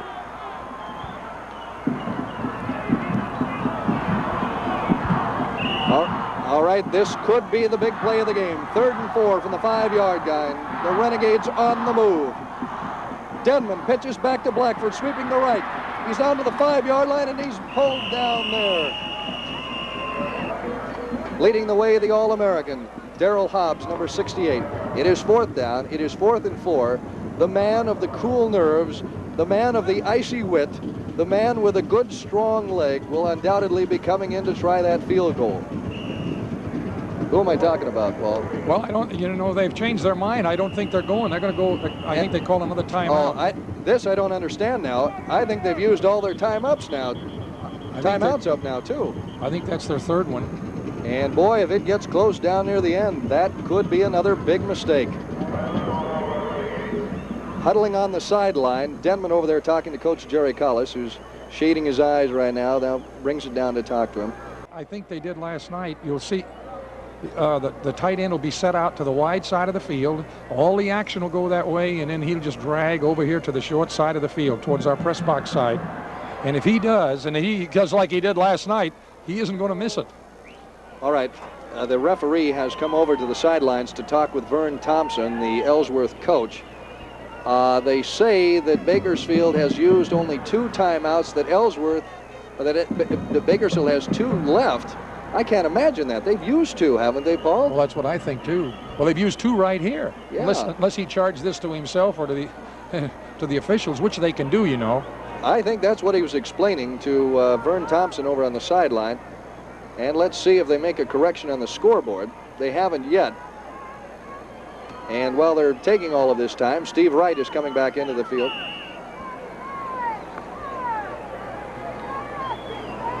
Well, I don't know. Georgino out, right in. And again, the Renegades from the 5-yard line trying to get across that elusive goal line. Steve Wright is in. Here we go. Georgino in motion. Denman rolls to his left, throws into the end zone, and overthrows Georgino. Well, Tom Farina putting very good coverage on Wright. He was on him man for man on that play. And, Coach, what about Tunget? Was he open, or was that play going to Georgino all the way? All the way. He stayed in and blocked. It was all the way. They had it going into the wide side of the field. Okay. Now let's see how smart I was when we see what happens with this veer. You say that, Steve, and then guess what they do? They pop one, and it goes right out of the sight. But I hope that doesn't happen. This can be tough, can't it? Because you got all those linemen playing pretty close to the line of scrimmage. And if they pop past that first line of defense, look out. All right, let's see what Ellsworth can do. Into his own end zone to pass is Grant. Throws a long one downfield. He's got a receiver. The receiver eludes the tackle, heading down the sideline. He's finally pulled down, and that is Greg Smith out at the 48-yard line. Steve, I'm going to quit saying that. I just said that they go back and break one. Jamie Point's making the game-saving tackle. And, oh, boy, there's a big difference when it's 5 yards and 95 yards to go, and at the 48 and only 52 yards to go. And the scoreboard just just super pass play, and I think that's a bit of an understatement. Okay, Ellsworth not out of it by any means. 12:09 left on the clock. The fake handoff and the pitch out to Jackson, trying to sweep the right side. Missed by one man, missed by two men, loses a couple of yards, finally brought down. And doing it, a guy who's been in on a lot of tackles today, Ron Hill. Say, you know, Coach, we've got to vote for an offensive and defensive player of the game. My vote to this point for offensive player, I think, would have to go to Steve Denman. It'd have to, because I think, as you've already pointed out, he's really 100%. He's had the ball on the target every time. And he's, let's face it, I think he's not only called a good game, but he's done a fine job of reading and getting the job done. But on defense, that's another story. It could be Ennis Bowers. It could be Ron Hill. All right, straight back to passes, Grant. Avoids the rush, flips it out to the right. A man wide open. That's Smith with a foot race with points. With Fortune, that is. Fortune finally brings him down at the 12. You know, Steve, I don't know. We weren't down on the field, so we can't tell, but that's exactly the same spot where the Renegade defensive back fell down before. Exactly the same place, and he fell down again. We're having some trouble with our replay, Paul. It's a shame, because that was a heck of a pass play. And Ellsworth, they're not out of it at all. And now you got to wonder, why didn't they go for the field goal down at the other end? Well, you know, of course, Steve. Okay. Here comes Steve, right here. Ooh. See, number 42's down on his back. Fortune saved the bacon. All right, back to pass, looking left and swarmed under. A fumble on the play. The Renegades have it. Renegades got it. Renegades have it. I guess they don't. Yeah, I said so too. Renegades have it. Rick Jones. Rick Jones recovering the fumble at the 22-yard line. And Paul Briggs, if the Gades go on to win this game, my vote now goes for Rick Jones.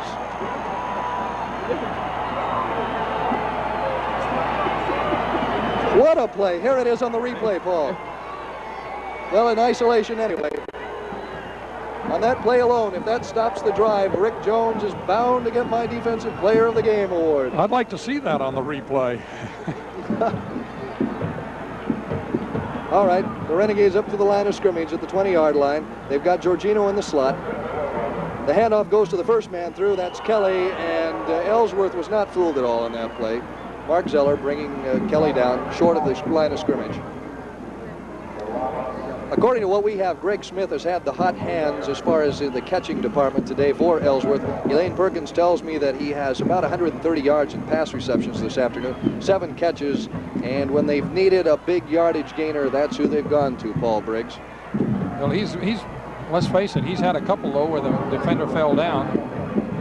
All right, Giorgino on the slot again. A draw play to Blackford. Blackford sweeping the right side. Picks up about 4 yards on the play. And Mark Zeller brings him down. And Bakersfield is faced with the 3rd and long again. And although they got the benefit of that fumble, unless they do something right here, and this is a dangerous spot to throw a pass, unless they do something right here, they are in danger of giving up the ball. So let's see what Jerry Collis has pulled out of his magician's hat for this play. DeFrance out to the left. The fake to Blackford. Denman straight back to pass. The long one downfield. Oh, overthrows Wright, who was streaking down the sideline. I think they got a flag on that, Steve. I think Ellsworth's right tackle was offside. Left tackle, a defensive left tackle. Well, if that's the case, Bakersfield will get another breath of life. Well, it changes the call because now you got a 3rd and 5 rather than that 3rd and 10, and you can do a little something different as far as the patterns you run.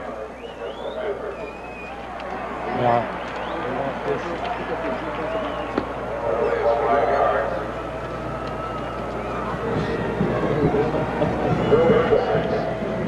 Okay, now as Paul Briggs said, it is 3rd and 6. The Renegades are at their own 26-yard line. They'd like a big play right here. They'd like to hang on to that ball and keep moving that clock towards the 0 mark. Here it is. Denman fakes to Blackford, back to pass, over the middle. He's got Tungan. And Tungan's got the first down.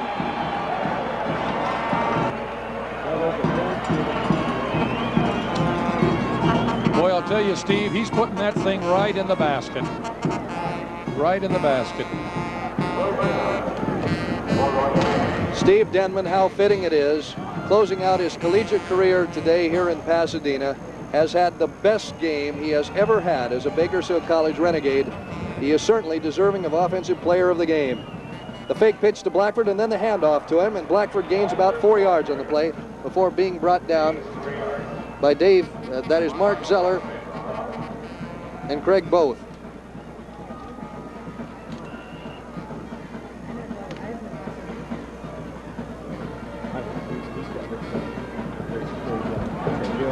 All right, the Renegades in business, 2nd and 7, 44-yard line. Check that, about 44-yard line. And Denman's going to pass again. Pumps once, fires over the middle. He's got Giorgino wide open up in the middle of the field. Giorgino fighting for extra yardage down at the 28-yard line. 46, Mike Roth, and 43, Bill Fisher saved him from 6. You know, I'll tell you, when you said that this Steve Denman has got a hot hand, watch this. He starts to throw the ball, Steve, and then he pulls it back. Then he really releases it. Now, that's a tough thing to do, because here's what happened. The man that he was going to throw to first, Steve, was covered. And then he picked out the secondary receiver and laid it right in the pocket. And the yell from across the way, we are BC. Reverse. A reverse to right. Right trying to avoid one man. He does. He's out to the 25. Finally necktied down at the 23-yard line. Bill Fisher making the tackle. 24-yard line. Gain of 4.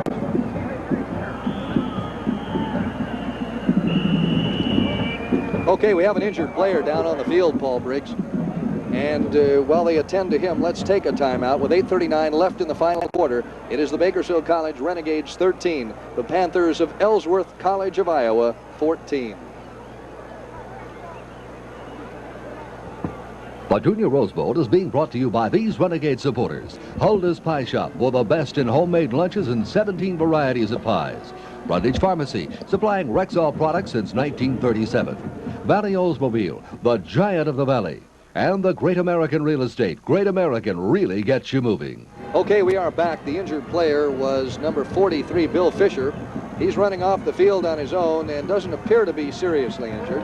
I don't think you would be if you could run off on your own. That may leave a hole open in the Ellsworth defense, however. We'll soon find out. The Renegades are doing what they'd hoped to do. They're moving the ball well. They're running down the clock. They have a 9-point lead. And everything is beginning to come up roses if they can keep this drive alive.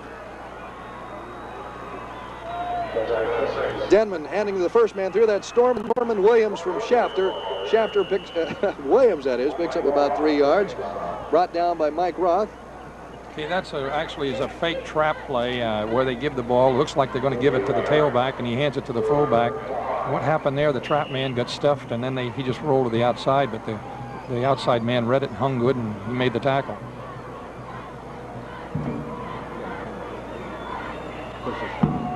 Here's Harmon, the kicker, in for Jeff Allard. That's a bit of a twist.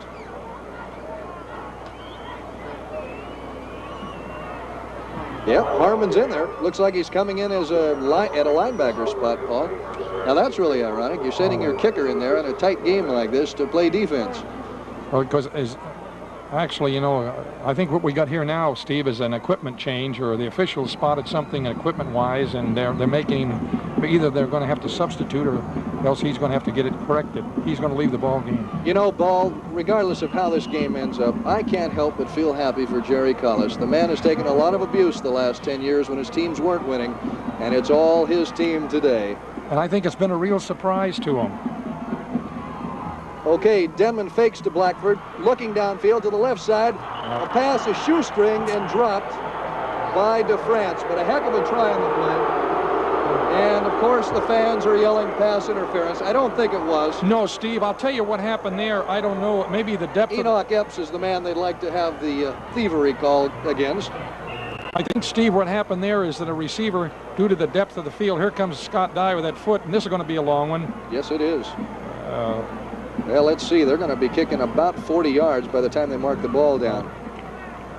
It'll be about the 30-yard line where they're going to put it down, count another 10 yards for the goalpost beyond the end line. Denman will be holding. And you can bet they're going to send everybody on this play. Uh-oh, a missed snap. Uh-oh, Denman back to pass. See if he can get it away. He does. The score. Oh, he dropped the ball. And then he dropped the ball.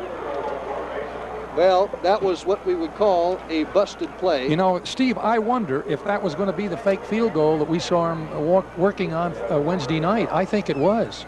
But I thought it was a pass to the holder, not to the kicker. Well, I'll tell you, Paul, whatever it was, the play, I doubt, was intended to go to Rick Jones, and that's where the ball went. He's a good linebacker, but they don't list him in the stats for his great pass-catching ability. Okay, Ellsworth will open up their shingle out on the 21-yard line. Well, they got to do it quick. Yep, they've got to go for all the marbles on this series. Grant hands it right up the middle. Oh, what a play. And scooping that play out, Enos Bowers and Mike Waffle. And the Gades were coming, and the call was the wrong one in that case. Jackson got snared. Steve, that Enos Bowers took that center, and he put him right into that ball carrier's pocket. Watch this. Look at him. Look at him. Look at this. Oh, my heavens. He drove him right back. All right. 2nd and 15 for Ellsworth. They are at the 19-yard line. Grant back to pass, looking to his right. Throws the ball out to Turner. Almost intercepted by Rick Holloway. And Paul, that was a dangerous, dangerous pass. You know, anytime you throw into the flat, now especially in this ball game at the point it is now, see, there's only 6 minutes to go. The Renegade corners and safeties are playing it sort of loose, not enough to where you can say they're playing it way back, but they're not about to let anybody get behind them. And when you throw a pat, and that one was slow time, and he drops it. Watch, he gets his hands on it, and then it could be picked off. All right, now it is 3rd and 15. Grant back again, looks out to his right, throws out there. It's intercepted by Rick Holloway. Holloway down to the 10, and that's where the Gades will open up shop, the 10-yard line. And there's a personal foul on the play, unsportsmanlike conduct. Uh-oh. Uh-oh. Rick Holloway, in his exuberance over intercepting the ball, threw it up in the air after being tackled, and that is unsportsmanlike conduct. Let's check it out, Paul. Here's the instant replay. He's looking for some help on this one, and he doesn't get it. Let's see if he spikes that thing. Oh, they cut it off there. Hey, Steve, they cut out the part that would have made the booze stop. But the fans here couldn't have seen it anyway, Paul, so I doubt it would have appeased them. All right, we've got Terry Stokes in there now as the quarterback for the Renegades. And Paul, with 6:45 left, 9-point lead.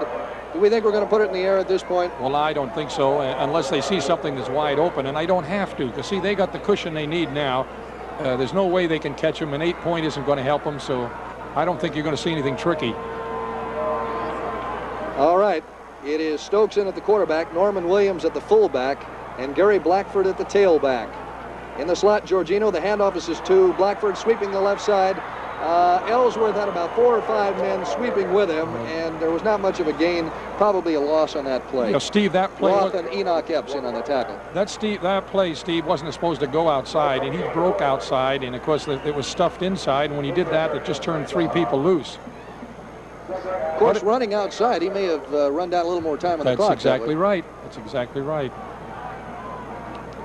Well, some fans are making their way to the exit, but very few. This has been an exciting game the whole way, and most of the people who bought a ticket are staying right here.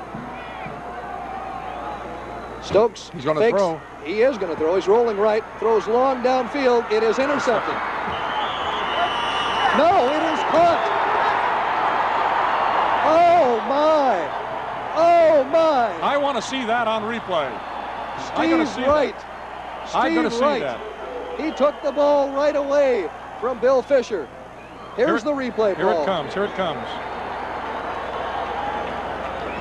All right, now you can see he's rolling out, fakes the handoff in the power. Here's the throw. Okay. There's the interception. Okay, now a simultaneous catch, Steve, must go to the offensive team. It was a simultaneous catch, both hands on the ball. Therefore, it's got to go to the offense. All right. It is 1st and goal at the 4-yard line. Terry Stokes is trying to engineer his first touchdown of the day. The handoff right up the middle is Norman Williams. Touchdown!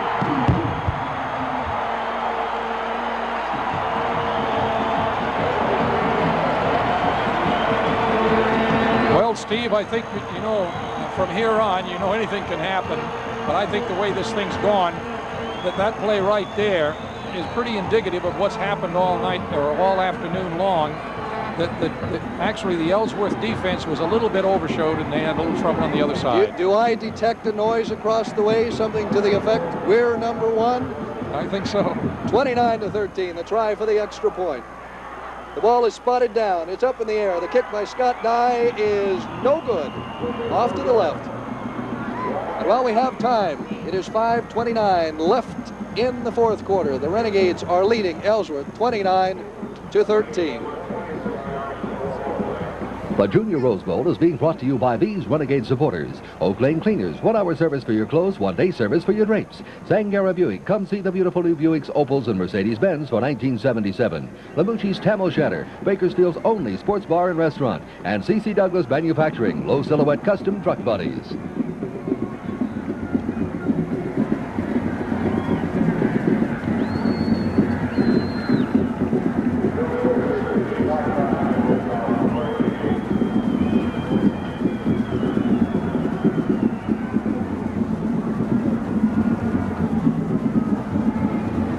All right, we're ready for the kickoff. And Ellsworth College of Iowa, I'm afraid, is going to have a long trip back on the plane tonight.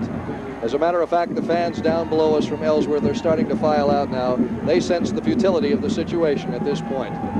Scott Dye to kick off. The lone deep man is number 43, Bill Fisher. His longest run back was about 15 yards today. The Gades have been doing a pretty good job of containing that run back. And you got to feel sorry for Ellsworth College of Iowa. Doggone it, they played a real good game, but they were a little outclassed out here this afternoon. Well, I don't even feel sorry for myself when I get beat, when it's all over. If you've given it your best shot, and they have, I just think that the Renegades have just done an awfully good job all afternoon. Exactly right. All right, there's the whistle. Dye approaches the ball. It's in the air, coming down in the direction of Fisher. He'll take it at his own 3-yard line, moves out to the 10, the 13. Oh, he's tippy-toeing. Yeah. He's brought down there by some reserves now are in the game. 98, Rick Odom made one of the tackles, along with Brian Clanton.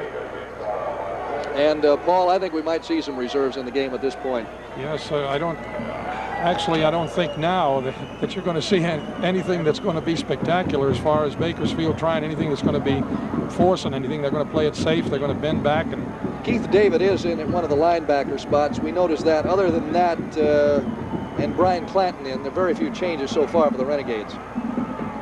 Walter Grant hoping for a miracle. Hands off up the middle to Milton Turner. Turner out to about the 28. And you know, Turner, who's gained the most yards for Ellsworth all year, has been fairly well contained this year. Where they've gotten any good distance has been out of Jackson, number 22. Well, actually, Steve, they've done an awfully fine job of containing the inside game, which is the first option. They've closed it off completely. All right, it is 2nd and about 1. According to the scoreboard, Warren Grant hands off this time to Jackson. Jackson finds a hole up the middle and zooms out to the 42-yard line. All right, now, Steve, this... Uh-oh, a fumble. The Renegades have recovered Jesse Chavez, Paul.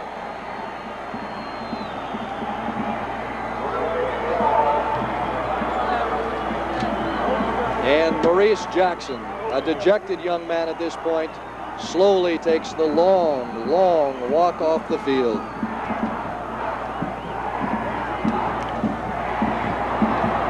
And the crowd, Paul, this is almost deafening. I'd hate to see what it was like if this place was completely full. Well, I'm going to have a few remarks to make when we get off here in a minute as far as what that crowd's liable to be. All right, Stokes in at quarterback. He's got Williams and Mark McDowell. McDowell gets the ball now and moves it out across the 42-yard line. And the reserves are getting a chance to play. You know, Bill Fisher on the tackle. You know, Steve, I'm going to try to get this real quickly through here. Actually, you know, this Junior Rose Bowl really mirrored the one that's coming up here, the granddaddy. Let's face it, Ellsworth's from the Big Ten. That's where Michigan comes from. They're the Panthers. The Michigan's the Wolverines. Actually, and then we look the other side of it, SCI, the I formation, and that's what the Renegades run on. Paul, we're going to try and mention some of the reserves are in there. Bob Turley is in at a tight end now for Tunget as Stokes barks signals.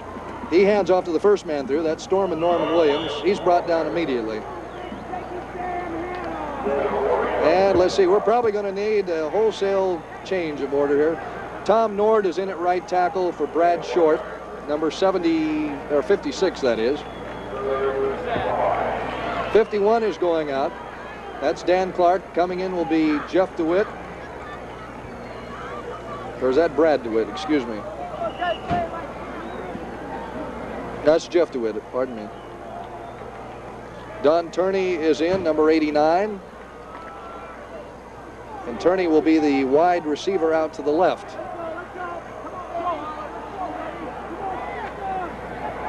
Stokes looking to pass. He nearly avoids one tackle, then throws over the middle, and it's incomplete. I think the pass rush put on him forced that bad throw. With that parabolic, huh? That was intended for number 89, Don Turney, who just came in the game. Craig Both was covering on the play. You know, Steve, I think that the quarterbacks for sure are calling the plays because I don't think Jerry wanted that play called. No, Stokes is about, as we see, about 0 for 4, except for that one great catch by Steve Wright. He can't be 0 for 4. He's at least 1 for 4 or 1 for 5. All right, back to punt for the Renegades is Steve Schaefer. He hasn't had to work too much today. He'll be kicking from his own 49-yard line. Back to receive for Ellsworth is number 12, Tom Farina. Waiting for the kick to come down. He's not going to get a hand on it. It goes into the end zone, and that'll be a touchback. And with 3:11 left in the game and time running out for Ellsworth College of Iowa, the score is the Renegades 29, the Panthers 14. The Junior Rose Bowl is being brought to you by these Renegade supporters. Sears, where America shops. 1 Hour Martinizing, the pros in dry cleaning. Dick's Coin Shop, the collector's first stop. And the Drapery Nook, custom draperies at reasonable prices.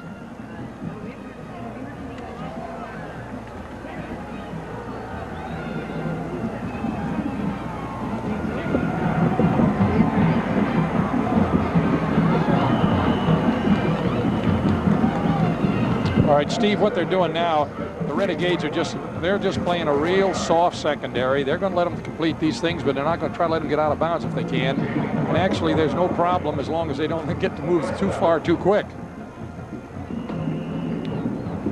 And it looks like there's a fire off to our right over there. They see that tall building. The Renegades are playing so hot today, they may burn the town down. Grant hands off to the first man through. That is Turner. Turner gets a couple of yards. They're not going to score a whole bunch of touchdowns that way. No. Ennis Bowers makes the initial contact. 2:43 and running. 29-14 in favor of the Renegades. Out comes number 72. That's Chip Manders for Ellsworth. All right, Ellsworth lining up behind the ball now. They'll have Lewis split out to the left. At the top of the screen is Greg Smith in the as the flanker. Grant back to pass, looking straight down the middle. The ball is deflected by number 38, a reserve who was in there. That is not a reserve. That's Chuck Holloway. Sorry about that, Mr. and Mrs. Holloway.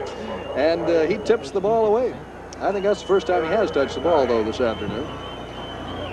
Because that shows you how deep those backers are dropping now. But let's face it, that's what they're supposed to do at this point in the game. Give them that short run and get back and play pass. Okay, it is 3rd and 9 for Ellsworth, and Manders is coming back into play now. The Renegades probably have quite a few different people in there. We'll try and pick them out as we can. Mention the reserves to you. Walter Grant in there. My spotter says there's too many to mention. Grant back to pass, throws a screen pass out in the left flat to Smith, and he's darn lucky that one wasn't picked off. Number 27 was right around the ball. That was Mike Harvey, and he's picked quite a few off this year already. And now the deafening roar begins. We're number 1. I don't suppose that's Ellsworth. No, I don't think it is. They're number 2 on the board, too. That's right. A lot of 2s. You know, Paul Briggs, except for a few mistakes by the Renegades towards the end of the first half, this could well be a 29-0 ball game at this point. All right, from their own 42-yard line, Walter Grant has the unenviable job of trying to move his team. He's straight back to pass. Now he gets a rush from Hill, finally gets the ball loose. It's nearly picked off after being bobbled by Smith. Fortune got a hand on it, but Fortune was not smiling upon him as it sailed out of his hands, too. With that last remark, I just lost a spotter. Hey, no, that was a fine pun. I think that was a good one. It took, I'm a tackle. It took me a while to get that one. I want you to be honest, Steve. Hey, in fact, that brought the lights on out here. It turned on the lights. Tell that to Ellsworth, Paul. I got a feeling they think their lights have been turned off. Hey, they better go get that candle. 68 with a little equipment repair. The All-American from Ellsworth coming in now. Darrell Hobbs, and Hobbs playing what could be his last game. It is his last game for Ellsworth.